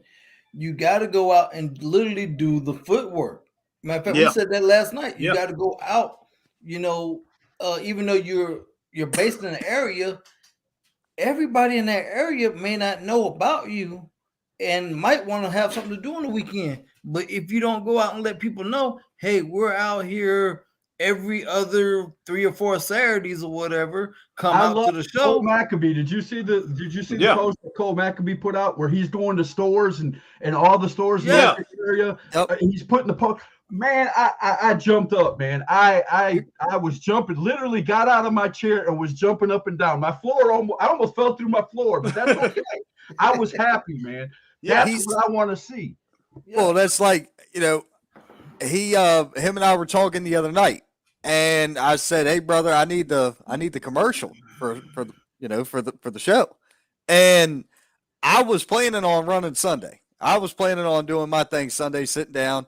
But guess what? I was having a good time with some people I had never met and some family. I don't. It is what it is. It's the holidays. Yeah. So, and my family's all 500 miles away. For anybody that really knows me, all my family's 500 miles not here. But so I wanted to enjoy the holiday and help my kid with the Easter egg hunting stuff. But either way, when it comes down to it, man, there are just some things that won't be forgiven. There are just some things that won't be overlooked and can't be overlooked, shouldn't be overlooked anyway. But you have people in this industry that are shit. And there's shitty people and everything. I'm sure there's shitty podcasters out there. Hell, I'm sitting right here now. And there's so many people that, hey, look, if I insult me and people try to insult me, what are they achieving? Nothing. Yeah, you're doing the Eminem on 8 Mile. I see what you did there. What? Right? Eminem on 8 Mile. You never said Eminem. You said everything. He said everything in his rap that the rap guy he was going against was should have said against him. Yeah. You're doing that. I didn't even realize that, but okay, that works. Yeah. I've seen that movie in the last year too, and I still don't remember. But yeah, every time I see it, the one thing I think is, "Oh shit, it sucks. She's dead. She was hot," and that's it. Just don't pull down your pants when you walk away. That's all I'm asking. Yeah. What? Yeah. During one of his raps, he pulls down his pants as he's walking away. Yeah, that's Don't right. do that. Yeah, but I mean, my business is overall, already bad enough. whatever. We already got enough people showing more than they need to show at wrestling shows. Hey. Oh right, my then. God! You know what? That's a whole different story for a whole nother time because we can talk about that. And man, I'm telling you, and it ain't just the men neither. It ain't just the men neither. I can tell you one thing: when there's a girl in the ring and her gear is so small that you can see the band-aid she's wearing from cutting herself shaving, Hoss, we have a problem. Oh my God! You feel me? We Oh, got a big problem. Yeah, that's. I'm like, dude, I am so glad my my. daughter ain't here because I'd have been pissed. There I'd have are been mad. there are some ladies in wrestling, in indie wrestling, that are getting a hard time. But I look at it this way: until they change what's going on in WWE, I mean, they come out scantily dressed to wrestle. I mean, you got to admit. I mean, that's why these women are Some doing of that. They're them. trying to Emulate, get the attention trying to of emulate WWE because sex sells. And I'll agree with some That's of why. them. Yes, I'll agree with some of them, but like not all of them. Yeah. Ring of Honor's women division was awful, man. It was awful. I mean, Roxy was cool though. I did like Roxy. Of course, yeah. I'm not talking. Yeah. I love her, man. I'm saying it was a lot of women that was on that roster. You talking about, man, that was scantily clad. It was Yeah. horrible, man. They were the same girls that was on Impact though. That was the beautiful people and them. Bully Ray's Man. ex-old lady, and Man, why don't you just work out a big kiddie pool of Jello and make them wrestle naked, man? Just be done with it, man. Good. Hey, day. it would just be like bringing back the 80s in WWF. There you go. There you yeah, go. 90s, yeah, 2000s, yeah. Hey, man, look, I remember all that shit too. But guess what? It is what it Hey, is. I ain't gonna lie. Times have changed. Angelina taught me a few things. You know, I'm just saying. Damn. Hey, man, That's about how old Destiny is too, brother. Look, as far as these female wrestlers, I think female wrestling has gotten so much better that they don't have to. There's a lot of things as far as the way they dress. I don't even pay attention to a lot of it anymore because I mean, I'm looking so I look forward to the talent, and you know when I see these women come out, and I'm like, man, I wonder how good she is. So anytime I see somebody new, even if she's dressed like that, you know, she could be dressed provocatively. I don't pay attention to it as much as I probably would have paid attention to it maybe 20 years ago, because I'm like, man, there's so many of these women, man, that come out and their performance is just it's at a top level now. So yeah, it does not move me as it like it used to. So I mean, that right there. That's why I love watching people like Dewdrop. Dewdrop is my hero, man. I'm sorry. That's Chris. She's cool. Yeah. But I mentioned her earlier. She's a phenomenal talent. Yeah, but the reality is, man, anybody that slept on that women's tag team match from Monday, y'all were mistaken, because that Joker was awesome. That was Which one? great match. The women's tag title match that occurred, the very first match of the night. With Liv Morgan and Rhea Yes, that match was awesome. Sasha. it was all right. That was one of the best women's tag team matches they've ever had. Oh gosh, I love this. No bullshit. Look at some of the moves that were done. Look at some of the Saint. You got two people over here saying 2 stars at best. You ain't gonna change their mind. Hey, look, hey, you know, It was all right, listen, man. we can't all drink Tony's Kool-Aid. So I mean, Look. and I don't want to hear Dave Meltzer's star ratings, because guess what? I've said it before. When he's got his face buried in the Young Buck's stomach, he can't see the screen. So I don't want to hear no star ratings from douchebag Dave Meltzer has either. He's changed. He's changed. Oh, since Uncle AEW Dave. came around. It's like Who it's changed? Like AEW, it's like he's on their on their payroll or something. But as far as that match go, I mean, it was okay. Ron, I'm not gonna say it wasn't a bad match. And the most of the moves was probably like the last 45 seconds of the match. That really was something special. Yeah. As far as anything special, it was like the last 40 to 45 seconds of the match. They had some great moves there. But before that, man, it was okay. It was just okay. So Ron, There was a lot of flopping in and out on who was legal, and to me, they kept doing tandem offense a lot throughout it. And then when they shifted and had one outside and one inside, was where it kind of all hell broke loose. Right. But I have to either go way, back and watch it. I haven't seen it, so I don't have a dog in this fight. You already said, what's "What's up, going on, guys?" Luke? What's up, Luke? Yeah, Bill man. Hazelwood Go back said, and watch "Master that match, Machine, bro. his show has nothing to do with wrestling. It's his relationship with the schools." So look, that's a great way to look at it, because it's all about the charity benefit, and that's cool. I'm all on board with charities. Hell, I was supposed to be at one this last weekend, but unfortunately they got to me too late. I couldn't get off from work. And it, shit happens. Might have been the best thing for you, man. I mean, if it's the charity that I'm thinking about, I don't know. I could be wrong, but Harry, have you hit that topic yet? no, I haven't hit that topic. What's that topic? Yeah, what is that I topic? know what he's talking about, and I'm kind of hitting on it a little bit now. I'm like, if it's the charity that I'm thinking about, No.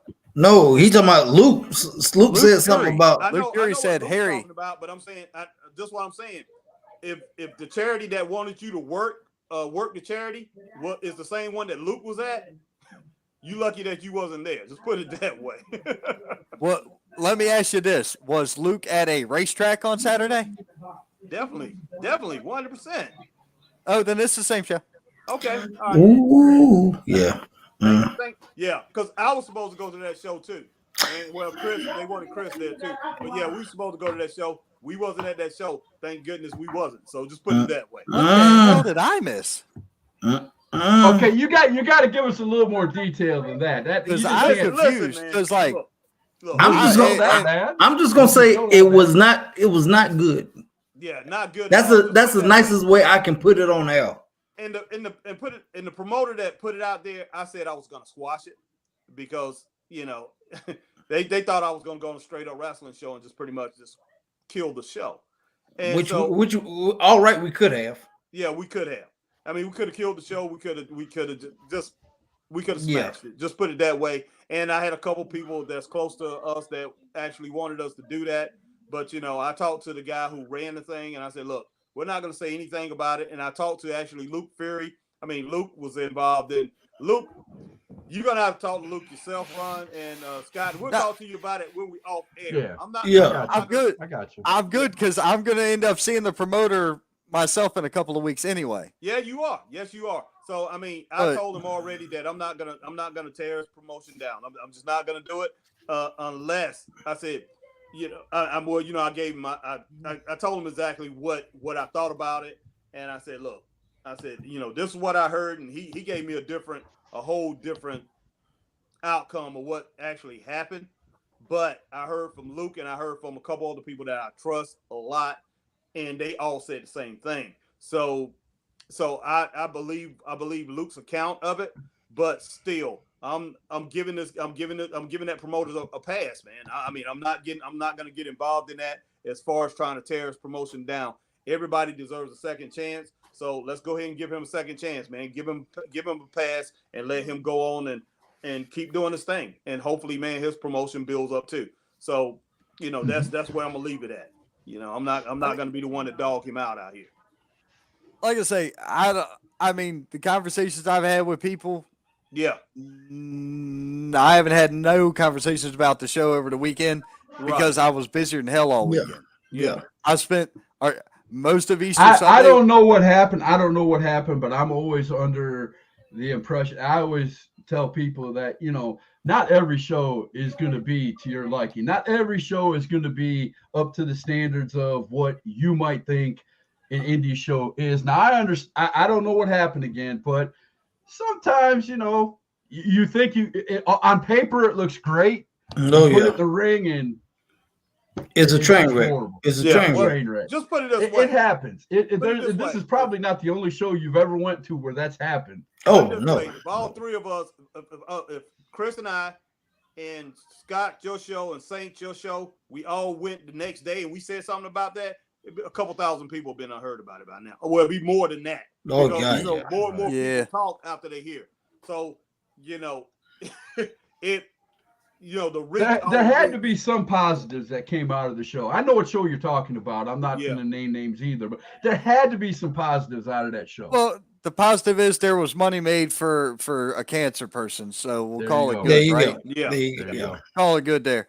And, Right. and see, the first charity show I ever worked was for a cancer victim right here in Cowpens, and all we did was just help promote it. And I sat there and did 4 hours of shitty commentary. That's it.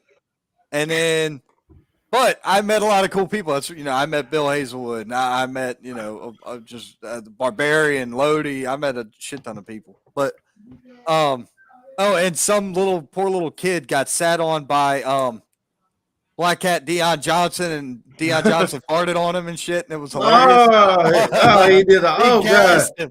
He said, "I'm gonna give him the gas," and he Oh, my freaking got him, dude. It was funny as shit. But there was that. But and then I did the benefit with Buckshot, and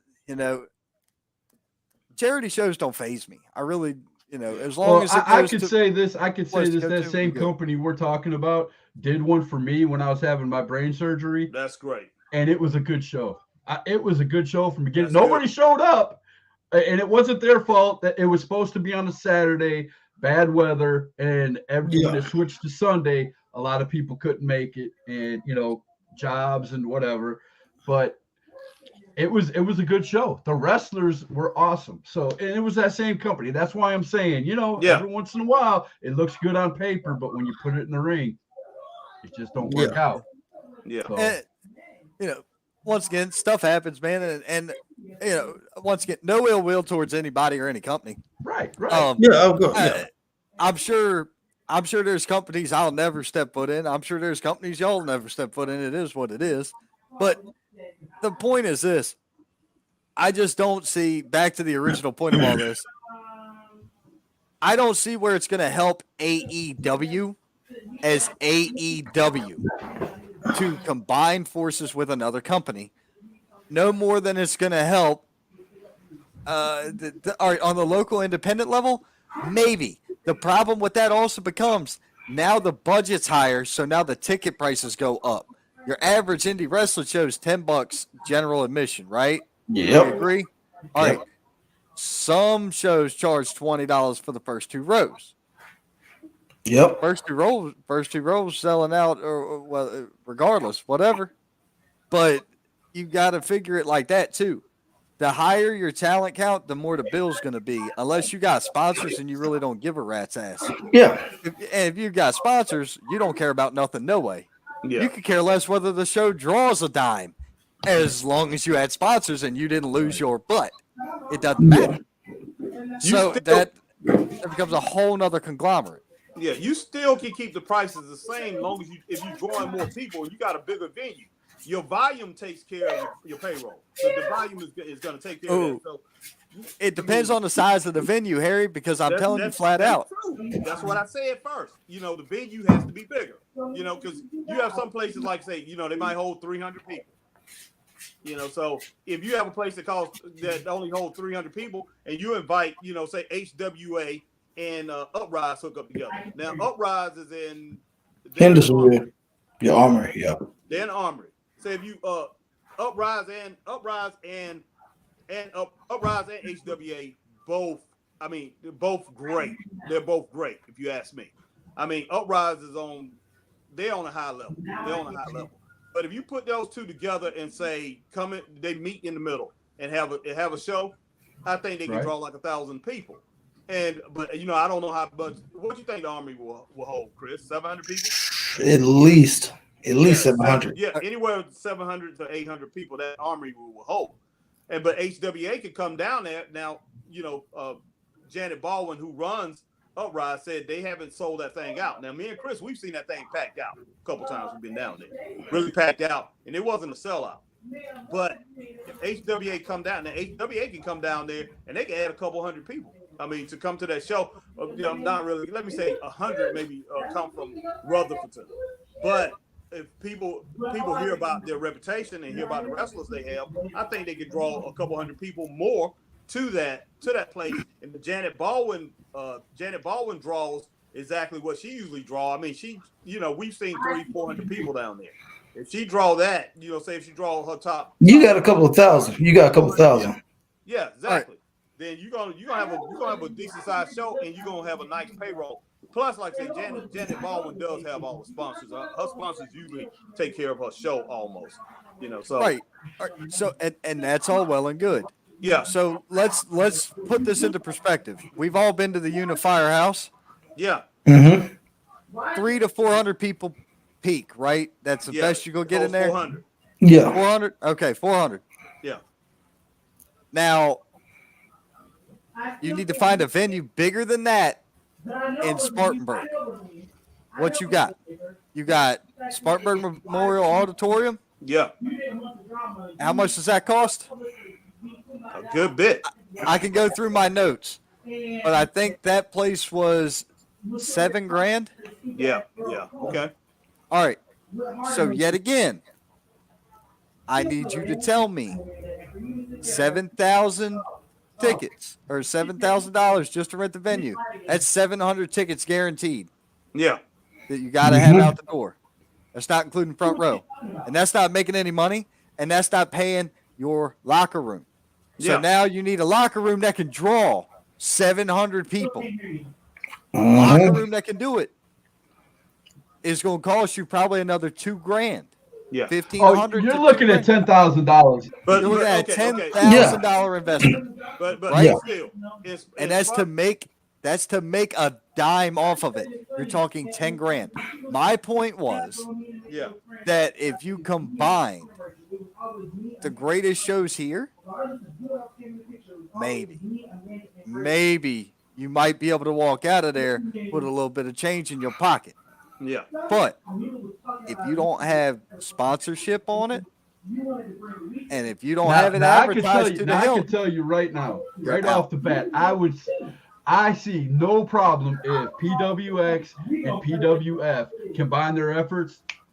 They could fill that easily. Yeah. Yeah. And it's The two people that run the Zach Thomas and Brian Kanabrowski. Brian Yeah. Kanabrowski, they would make that happen. They're businessmen. They would bring in a couple of superstars, 2-3 superstars. They bring in the top indie talent from around the area and pay them pretty good and advertise the crap out of it. And not only would they advertise it, but radio, they put commercials out all over the internet, you know, Yeah. for next to nothing. They would. Brian and Zach are two of the best when it comes to putting a show out there. Oh yeah. You know, they could do it. Those two alone could do it. I have confidence. Man. Anybody outside of that? Anybody outside of those two? Yeah, it would be a struggle. I agree with you. It would be a struggle. Yeah, Zach had a long conversation with me after one of the last shows that Chris, and Ron was at that didn't do too well. Zach called me, and I mean, we had a long conversation about advertisement. So Zach knows what he's doing, man. There's no doubt. I was there. Yeah, you was at the last show that Chris and I that I'm referring to that needed more advertisement. Yeah, you was at this show. Well, I went tonight on PWF, and it took me 10 minutes of scrolling to get through all the advertisements for their upcoming show. I mean, everybody did a promo for that show. The last show that Chris no, it was just me and you was there. Well, Chris wasn't there. I'm sorry, Chris wasn't at the last Okay, show. now I know where we're talking about. Yeah. Now I know where we're at. Don't mention the name of the show. Just put it that way. We're not mentioning the name of the show, but it could use more advertisement. So, you know, that's all I'm saying. And so, yeah, That's all I'm saying. yeah. Trust So me. Zach, I've referenced this thing a couple of times, and there's a reason why. Because this is you already know what's in that book. You already know. Yeah, me and Zach, we had a conversation. Just put it that way. What's in that book? So, but man, I Money. don't know. But Money. yeah, as That's far what's as- in that book. Yeah, as I far as got the you. county, it's like you say Spartanburg County, you mentioned Spartanburg County.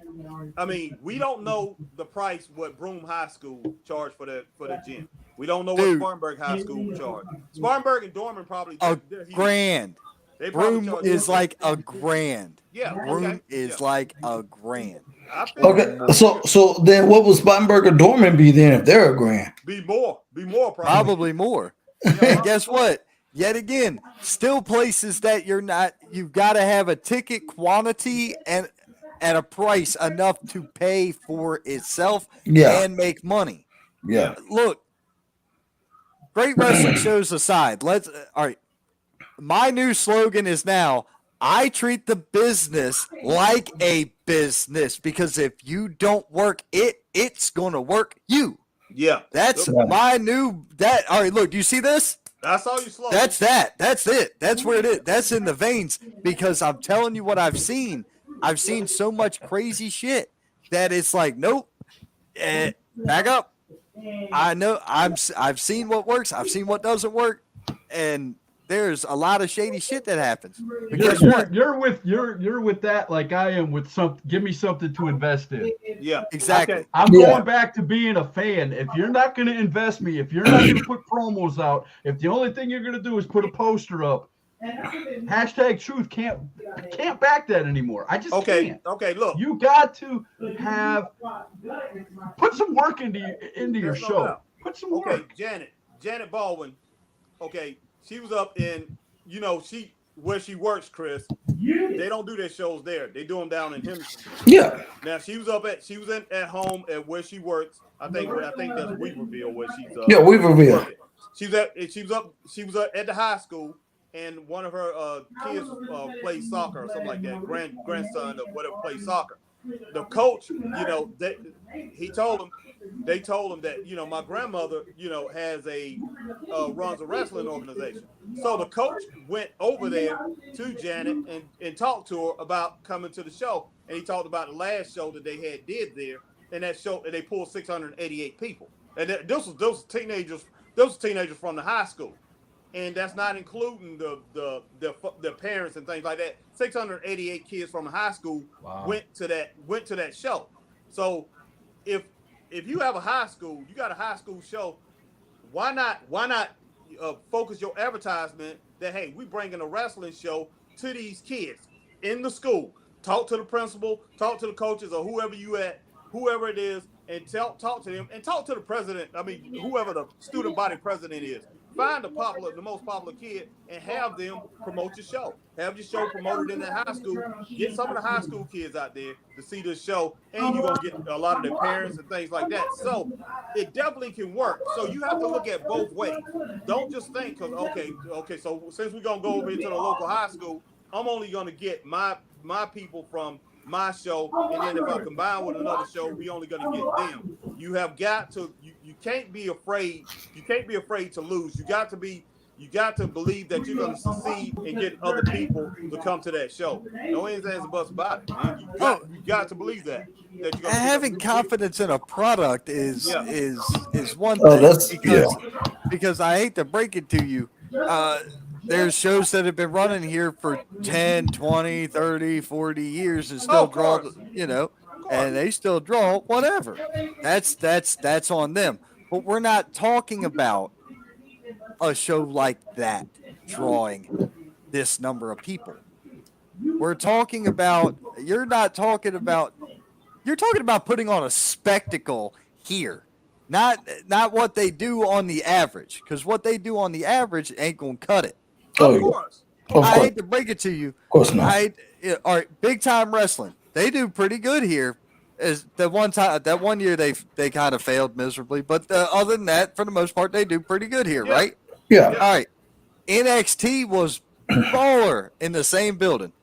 NXT made a crap ton more money in that building than Big Time Wrestling did because it's the quality of the product. The issue I'm getting at is there's no companies out here other than, all right, let's look at quality products. We'll go ahead and have a good one right now. Quality products out there. You've mentioned PWF and PWX, Brian Kanabrowski, Zach Thomas, Cole Maccabee. Pro Wrestling Union puts on one hell of a contest. No doubt about it. They put on a great show, and anybody who says Cole Maccabee doesn't advertise, you're freaking retarded. Absolutely. You are out your damn mind. Right. And you know who else puts on a great show is Palmetto Championship Wrestling. They put on a phenomenal show. No doubt about it. If you ain't been to Columbia, sorry about your luck. But HPW, they haven't ran in a while, but every time they run, they put three count uprise. I'm right. sorry. I'm counting shows I've been to. I know those are shows you've been to, but I'm just saying. I'm saying if you're we haven't got there yet. I'm letting him give his list. We ain't got our list yet. My point is this. Yeah. If I took those 4 shows and convinced them all to work together, I need to know who are like. Let's say it's me. Okay, Sanctified Combat Sports Association. Ron Emerson, the Saint, is running this bitch, and all right, I'm hiring the 4 of y'all to handle this detail. Now, who the hell can I bring in that's going to make that sell out? Not a thing where, oh, hey, the friends and family coming in and we pack the crowd full of friends and family of everybody in the back. Not that, because that doesn't count. That's not real. That's not money. That's not tangible. There's people and there's electricity and there's cheers and it's louder than hell, but there's no profit off of that. I'm saying you have to make it make sense to make a profit. And that's where, and people can put the gun to my head right now, the first freaking person I'm calling to make more money in this industry is Bill Hazelwood. and I can be an asshole. I'll be crucified. I don't care. I'm telling you here and now, if I'm trying to make money off a show, he's going to be an advisor. And he may even be part of the booking committee because I want to make sure that what I do comes off the correct way and I get the proper channels involved and I get the right people involved. I could take the 4 greatest shows in the area that I've seen and use them to bring in all their wonderful talent and all their great ideas and all the cool shit that they do in the ring. The cool shit that happens in the ring isn't what sells the show. It doesn't happen at WWE because everybody thought WrestleMania was going to suck and it still sold 155,000 tickets, plus God knows how many pay-per-views. And it was actually a really awesome show because we were there for the show. We weren't there for the talent. That's my whole point. That's my entire point, is that you got to find a way to make it larger than the independent feelers here. You can't just use it as, well, if we take and combine his and hers and Jimmy's and Jack's and James's and George's and we put it all in a thing and we throw it out there, you just ended up with a ball of shit because there's no brain behind it. You're not going to find one person that all these people are going to agree with enough to allow it to happen. I can agree with that. I can agree with that last part that you said. So Yeah. let's put it that way. You know, I mean, I need a drink. I'm sorry. I'm going to be the oddball out. I'm still under the assumption, I guess it may be just me being a pessimist, but I still believe you could do it. I still believe if you put the people together like Brian Kanabrowski and all the guys are working for all the promotions now. Yep. But see, but Yep. Bill, they're you're working for the 100% right. promotions, but Who's it's special? all different. No, if they're all working for all the same promotion, who's special? Do you want to know who's special down here? You want to know who you don't see all the time? You don't see Randy Wayne all the time.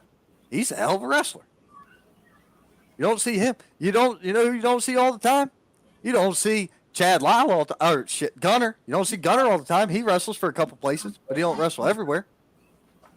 Everybody else down here works for everybody else. Yeah. He's a heel there. He's a face there. He's a heel there. He's the crowd But favorite here. again, He's this you guy. could again, and I'm going to bring that argument back up. What made the territories work? Everybody is the wrestled for everybody attraction back to it? then, but you still had the Ric Flairs that came out on the top. You still had the big guy who rose to the top that became the awesome guy. But everybody still worked the same areas. Listen. Check it out.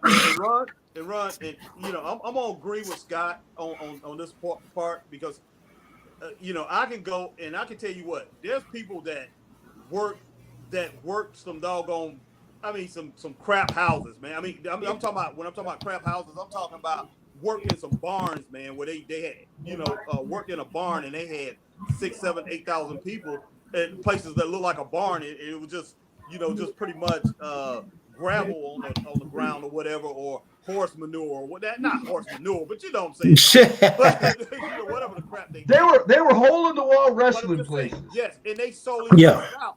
And the reason they did it, and it's not because of the talent, it's because of the way these matches was booked.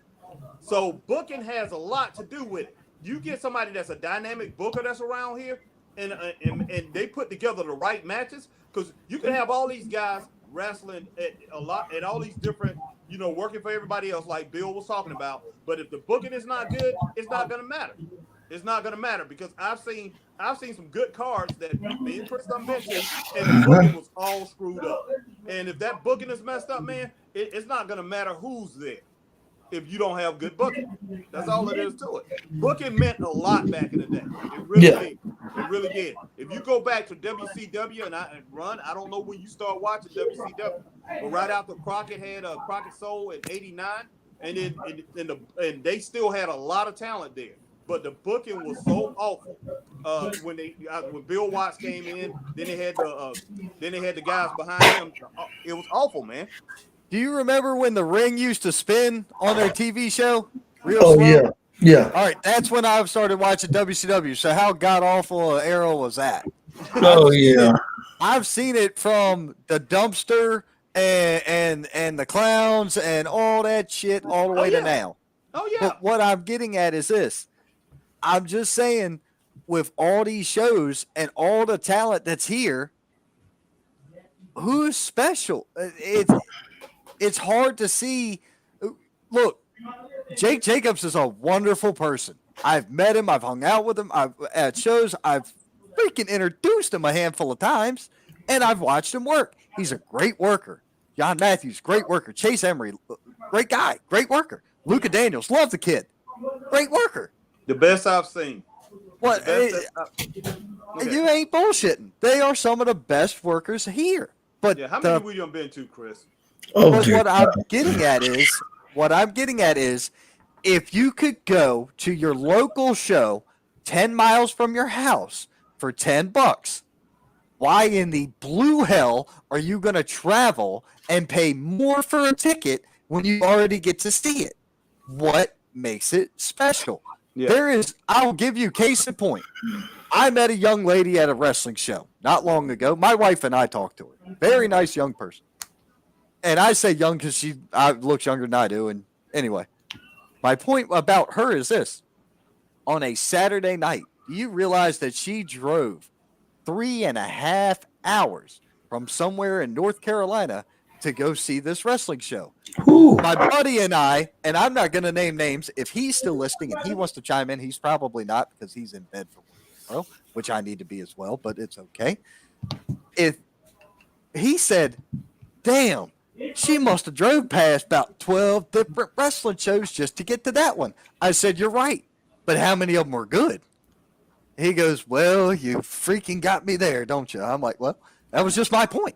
That was just my thought. She drove 3.5 hours to go to one show, and she paid more for that ticket than she would have any other show Yeah. on Well, her way there. Look, Wow. I'm gonna mention a few names. Okay, I'm gonna mention a few names. Go ahead. The I'm gonna best smoke while you do. the best I've seen, and this is a combined thing as far as being at different shows.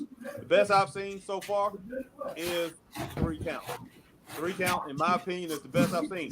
The most consistent I've seen, and the reason that I like going out to this show is HWA. Is because I like the booking out there. It doesn't matter who's on the card. I like the booking. I like the way the matches is. I like the way that he constructs his matches. So I'm gonna go ahead and give them that. That's But Boomer. Chris, the That's best Boomer, match, ain't it? the best that Chris have seen, and Chris have said this to me, and somebody else who's down there with Chris is Uprise. That's the best. Chris, he's held on to that. Now, I gotta say, no, but I will put another company next to Uprise. My dog quit jumping on me. I'm talking about the show. I'm just talking about that one show that you saw. What you said that was the best show that you seen. That first show. Yeah. That you went to Yeah, Uprise. but was the best. yeah, but I'll put another one next to it though. Okay. What little I saw, Pro Wrestling Turbo.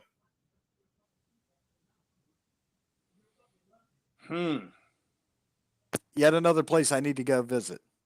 Oh, I've already been, and here's the thing: I've already been summoned to a couple of these shows. Even though the situation went down with my wife, and I didn't get to see the whole show, but what we saw, you wouldn't think so, Harry?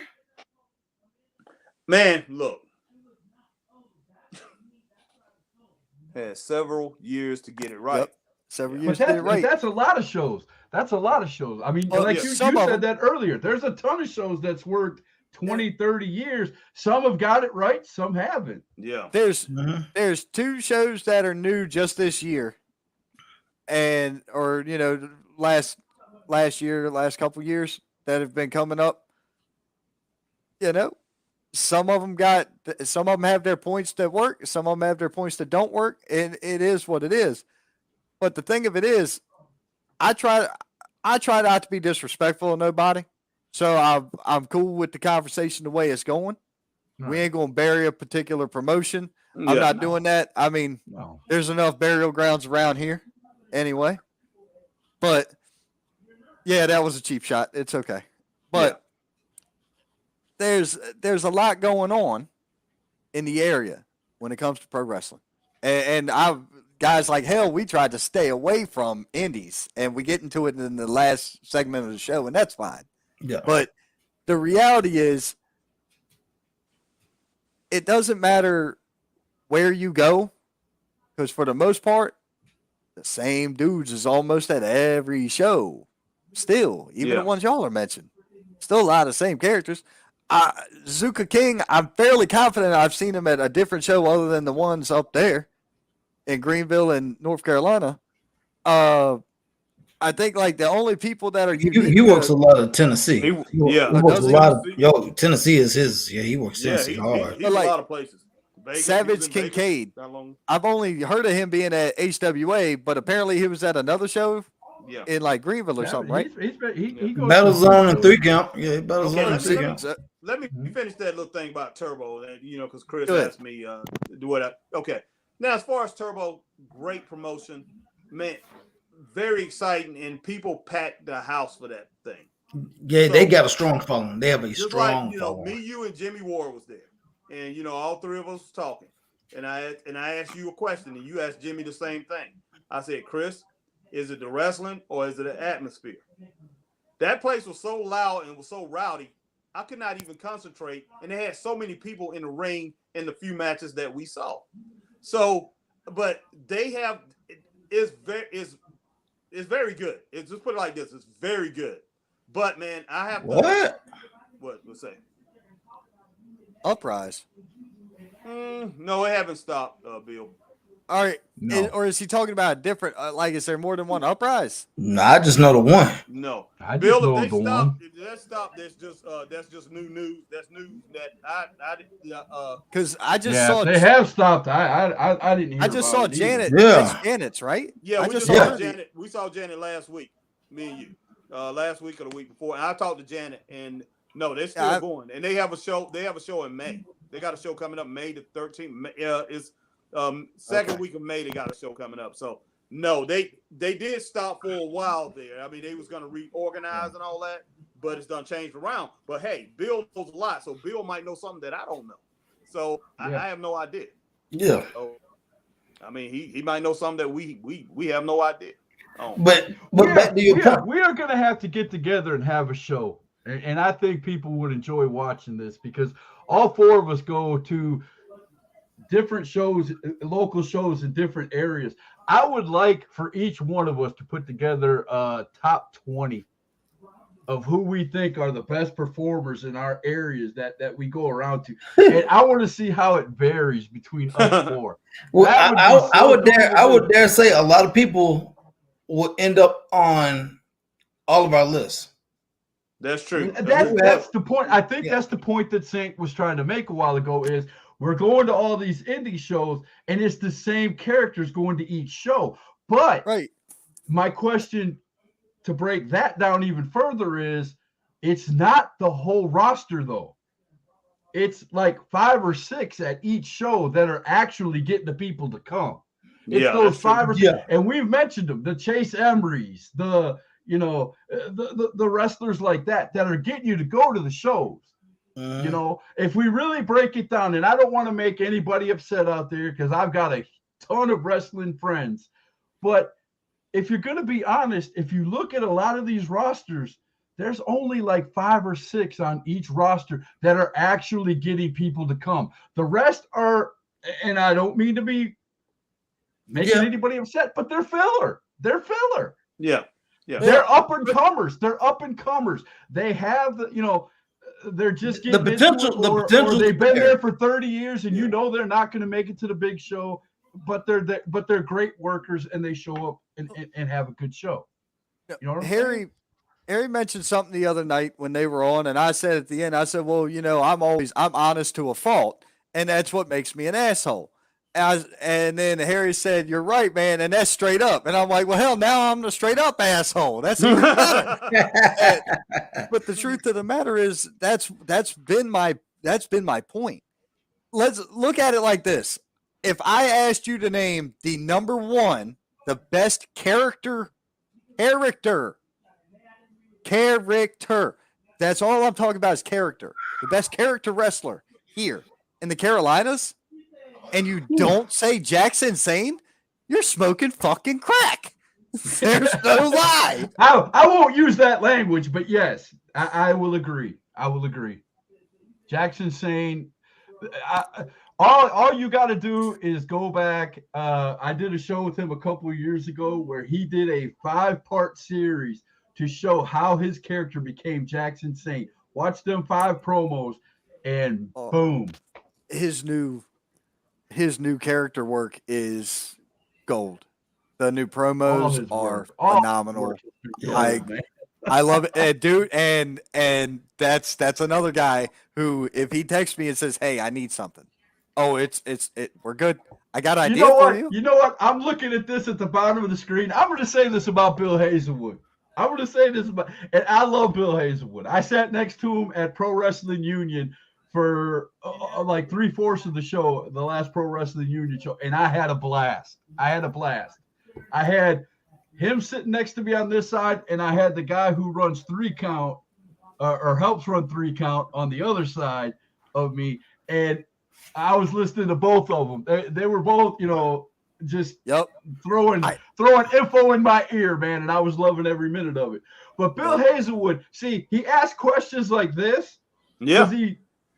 And when you answer, you're going to be wrong. You're going to be wrong. And Bill Hazelwood is going to prove you wrong because he knows. You're right. He is a plethora of knowledge.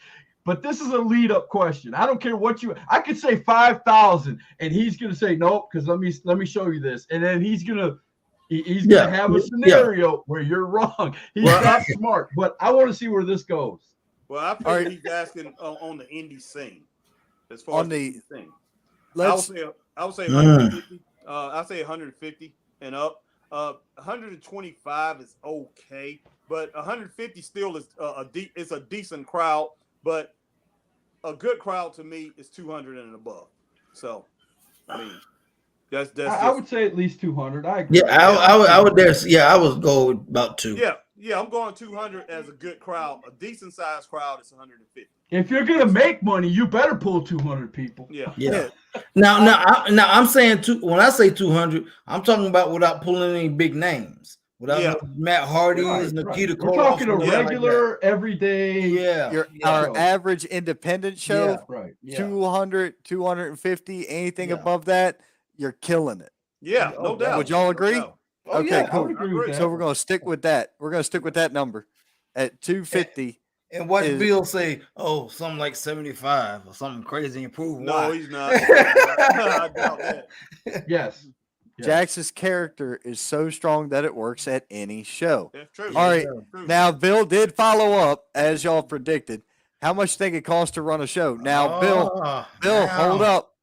Let's go ahead and say no superstars. No superstars, just indie guys. Just indie guys. All right, you're still talking. I'll be generous and I'll say $1,250 just for your locker room. No, that's too much. Bullshit. No, it's too much. No, don't tell me that, man, because I don't tell you that. Don't tell me that. Hold on. No, I'm gonna I'm disagreeing with you. I'm disagreeing with you. You can open that book. Yeah, that's there. No, because I was told that number. No, look. You breaking the bank. Look, nope. I know somebody. No superstars. No superstars. I know some. Okay, one of the top promotions that we've already talked about never goes over $900 as far as their locker room. 900. Right. Okay, so you can now as far as $1,250. I agree. Yes, that's a good payroll. So Ron, I'm not saying that you're wrong on that, but I'm saying not every payroll got to be $1,250 because I guarantee you the show that me and you was at wasn't a $1,250 payroll. I guarantee you that. No flipping way. There's a lot of people out here who has payrolls that's not paying $1,250. Most of them. $700 to $900 is a good payroll for one of these indie shows around here. So if you paying $1,250, man, you putting down some bucks. I mean, that's all it is too. So I'll put it like this. On the show that I was helping on a holiday thing before COVID. I was told the price tag, and it was right around what I mentioned to put a show on. Then I took that price tag and doubled it when I brought it to the table for the people that wanted it done, and they agreed to it. I don't know. You pay what show double. that was, Hey, but- you You pay were double working on on- holidays, baby. You You were pay working double on- on holidays. you We was were going to work working on- on. You Hey, we were- was going to work on July 4th. Okay, tell you what, July 4th. If you're a good You enough work. businessman to pull that off, I'll tell you what. Ooh. I don't know. can't complain. HWA, their payroll is not that. I can tell you that flat out. I can Nowhere tell you, near it. Nowhere near it. Uprise payroll is not that. And Janet Baldwin has told me her payrolls. She has me and her, we talked plenty times. She has told me her payrolls. She never goes over 900. Last show that she did, what's her name, did go over 900. She let Stephen Baldwin, he ended up booking people and went over 900. Now, if you're going over $900, you're going over $1,000, buddy, you're looking at big time. And, you know, as far as like Scott was saying, HWA, they don't hold a building enough to hold enough people to pay that payroll. So that's flat out crazy, man. So I'm not trying to Now, say, I know where Bill's going with this. I know what Bill's doing. He's done this to me before on #Truth. He has done. So I know where he's going with this. yeah. See, he's gonna make you. You know, you got to think of everything. You got to think of the Yeah, whole the whole He's picture, trying the to whole make you see picture. the whole picture, and I Yeah, get yeah. that. And I get that because building rent, you know, So- the ring rent, the permits, Oh yeah. and then the booking fees of everybody. I mean, all that you gotta, you know. Now, see, And I if know- you're smart, you'll cut out the ring rent and just go ahead and buy your own ring. So that's Yeah, I know- saving you about 6 or 7 right there. Put it like this. I know a couple setups already. Okay, $600 Right. for $600 for one guy I know out here. I know it's another guy who's $400. These guys who I know real good. So you add that with a $700, $800, $900 a locker room. You got $1,500 right there off the top, or $1,400. You know. Now I can tell you $400. where this is leading now, Harry. Yeah. Okay, you said that. I can tell you what Bill Hazelwood's going to do. Yeah. Bill, and if I'm wrong, he'll correct me. Okay, that's $1,500. You're talking Yeah. locker room, rent, ring permit, right? Yes. Okay, all that. Okay, now how many seats do you have to fill just to break even? Without sponsors, you got at If you're at $10 a head. $10 a seat, Yeah. Yeah. You gotta sell that. You gotta max that thing out. You gotta Right. max out. Exactly. oh, And you that's- got to go way above maxing it out at that point. Yeah. And then We're you talking. got- We just said 250 seats. 250 seats at $10 is Yeah, $2,500. You're barely 2,500. making any money. And Yeah, then you're not gotta- making gotta any have a money. good- then you hope to have a good concession. Because I mean, But But and you that still means got to that you pay gotta for the up the food you concession. sell. that's So true. that adds That's again. True. That's true. Yeah. That's true. So it's a lot involved. I mean, it really is. Does a it lot walk? involved. Gas is $4. Bro, I'm telling you. I telling told you. I told you. Yeah. You give him the answer, he's going to change the question, brother. Not only that, but Harry, here's the other deal with the way I think about everything. Yeah. You could tell me, hey man, look, this right here is going to cost you $50. No, you can tell me it's going to cost me $70. All right, so that's $100 right there. Cool. Everything I look at is rounded up. I don't do. It's not easy to be a Oh, I know. promoter. I don't It's do not nothing easy on. to be a promoter, and that's why a lot of these companies that think that a lot of times when a new promotion pops up, at least from what I've seen, a lot of these guys will leave a promotion to start their own promotion because they think they can do it better than this guy. Yeah. But once they start running it, that's when they realize, oh crap, I ain't got the money to do this. Yeah. I ain't got the money to do that. I got to cut here. I got to cut here. I got to cut here. And next thing you know, you got a crap show. Yeah.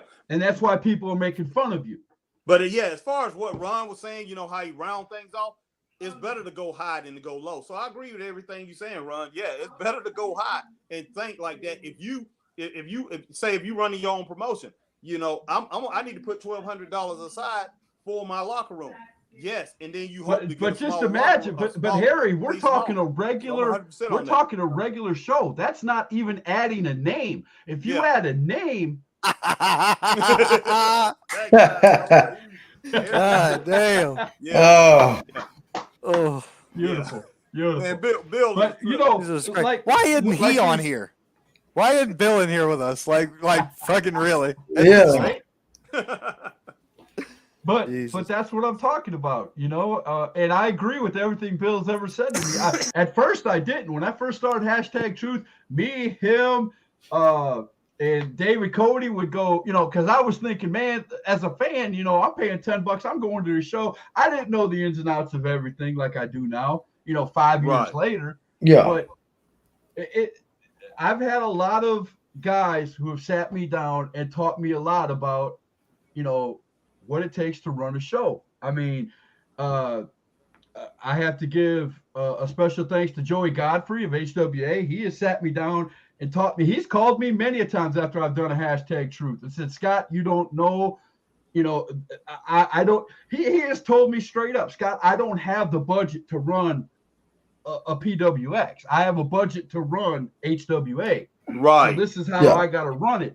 And I understand it. And that's what I love about being there. That's why they're my show. I understand the ins and outs of it. And, you know, you're not going to get the huge payday going to HWA. But Joey knows enough about wrestling to surround himself with guys who can get talent there at the price that they can pay. Right. Yeah. Right. And Yeah. like you said, they book it well. So if you can do that and book it well, you know, So it's And going to that- be a decent show.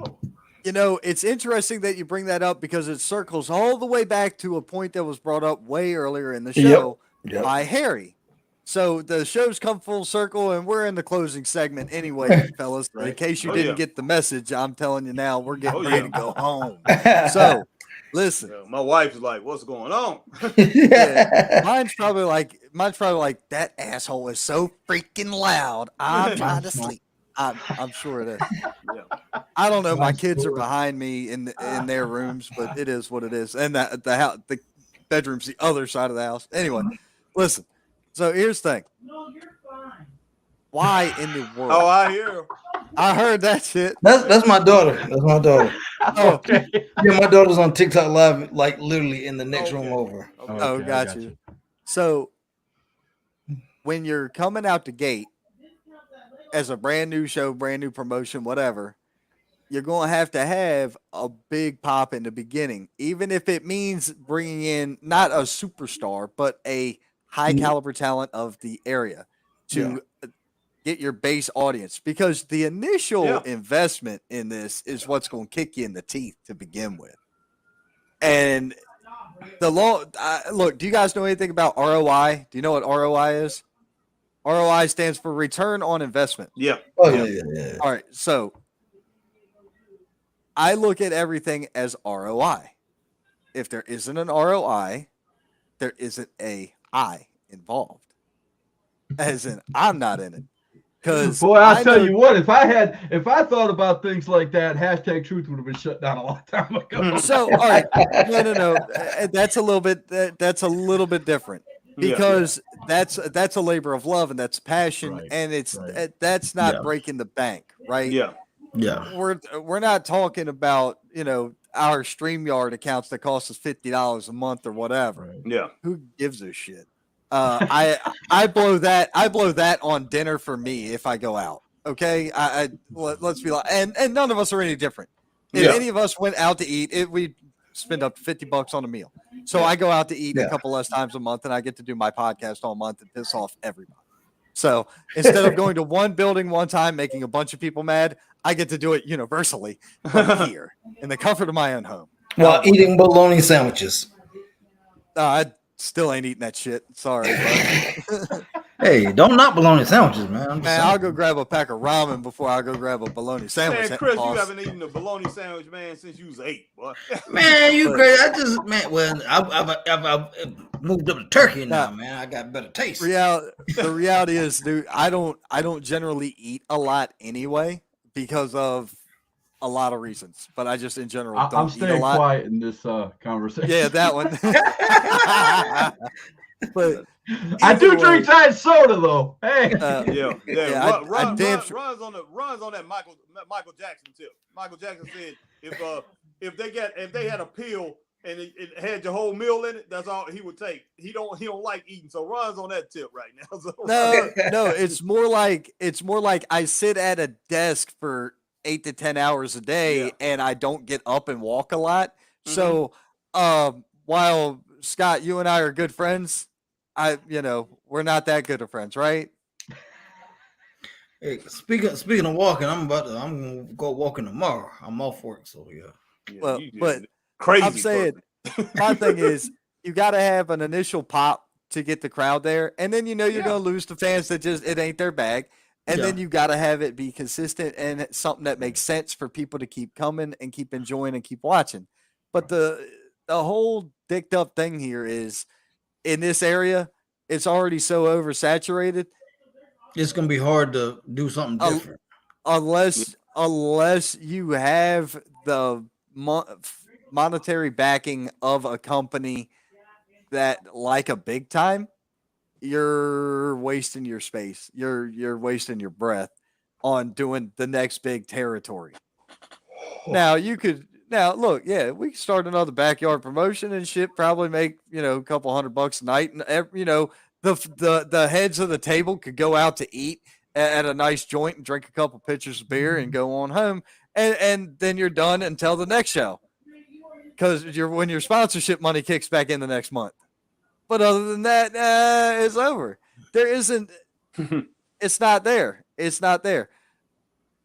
The guys that got it on for charity, awesome. The guys that have it on TV, even better. Those guys got it going on. No doubt about it. But there's nobody on TV here. That would be the only difference, is a way to get them on TV here. And I'm not talking about YouTube, because YouTube pay-per-view or what. Yeah. I'm just gonna say this one word. There's nobody on TV here yet. All right. There's nobody on TV here that has the financial and logistical capabilities to do it either. Yet. Well, I hate to break it to apparently you. we're gonna get some big news out of the People's Podcaster eventually, because he's up there smiling. He knows something we don't. But And look here, I'll put it to you like this: as long as it ain't 6:05 on a Saturday, I'm sure it'll be okay. Man. But I think you'd have a lot better chance of going 5:30 to 7 on a Sunday. Yeah. When it's on TV. Yeah, I mean, that was, I don't know, man. Oh, here we go. What's this? On TV 3 in the morning, not Saturday. Is not on TV. Oh, yeah, that was Ring of Honor. They did great with that shit, didn't they? God. And then they wouldn't even nationwide. This Joker. Oh, Man, no Ring of Honor ROI is in indie wrestling with very few exceptions. No, man, it's all about that blue sky. It's all about that blue sky. We got to Ring of have Honor, blue sky. They still showing Ring of Honor on WLOS, man, at 11 o'clock. And Why? I know they showing Is it reruns or is it new shit? reruns. Yeah. They showed what was it, just last month? Last month they were showing. You can find Impact Wrestling reruns all over the place, man. What's the champion? Jonathan Gresham. Yeah, they were showing replays of his matches when he was in ROH and overseas and crap. It was like a Jonathan Gresham marathon. Yeah, I saw last night. What's the guy from who was the cruiserweight champion in NXT? I like him a lot. He's with the Diamond Mine. What is his name? Robert Strong. Yes, yeah, Roger Strong. Roger I saw Strong him last night lose the heavyweight championship on Ring of Honor. I saw that Saturday night. Whatever. I'm just like, it was a match from 2011, and he lost the world championship.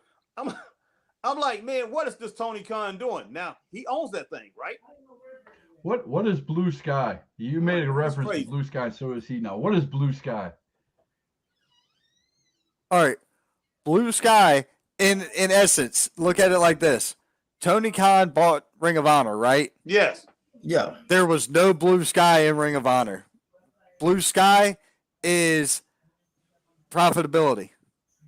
That's blue sky, clear blue sky. You've already surpassed. There's no clouds in the way. Clear blue sky to money. And he's saying, name me some blue sky in indie wrestling. OVW maybe.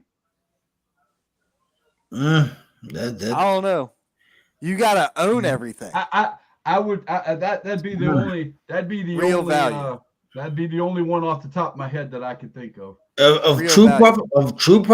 profitability. OVW be the only one that comes to mind. for Real me. value is what he's Ohio saying. Blue Valley. sky is. Would be the only one. Yeah. Now, Bill Hazelwood might say I'm wrong, and I could be wrong, but the only one I could think of right off the top of my head as far as indies would be OVW. And then the next I would guess would be MLW. I would guess. Maryland Championship Wrestling was doing a pretty good bit too. MLW is up there. MCW was up there. I don't know. I don't know. Florida. There's got to be a couple in Florida because a lot of WWE comes out of Florida. Right. Yeah. I don't know their call letters or whatever, but yeah. It's all trash, man. It's all trash. I'm just like, when it boils down to it, it's all trash, man. I love Bill Hazelwood. All right, guys, I'm out of here. I got to go Yep. take my meds and be quiet so my wife can get some shut eye. Thank you All for right, inviting Scott. me on. It's Hey, always a no pleasure. problem. Yeah, man. Thank you. Hey, man, Yeah. it was a handicap match. It was a handicap match all damn night till you showed up, so that's fine. Because this was the hot tag, ladies and gentlemen. Thank y'all very much. Scott Larson, #Truth, the People's Podcaster, Chris Burton, and HBT from the Straight Up Wrestling Show. And as always, the Saint. And it's been fun, folks. Y'all have a good night.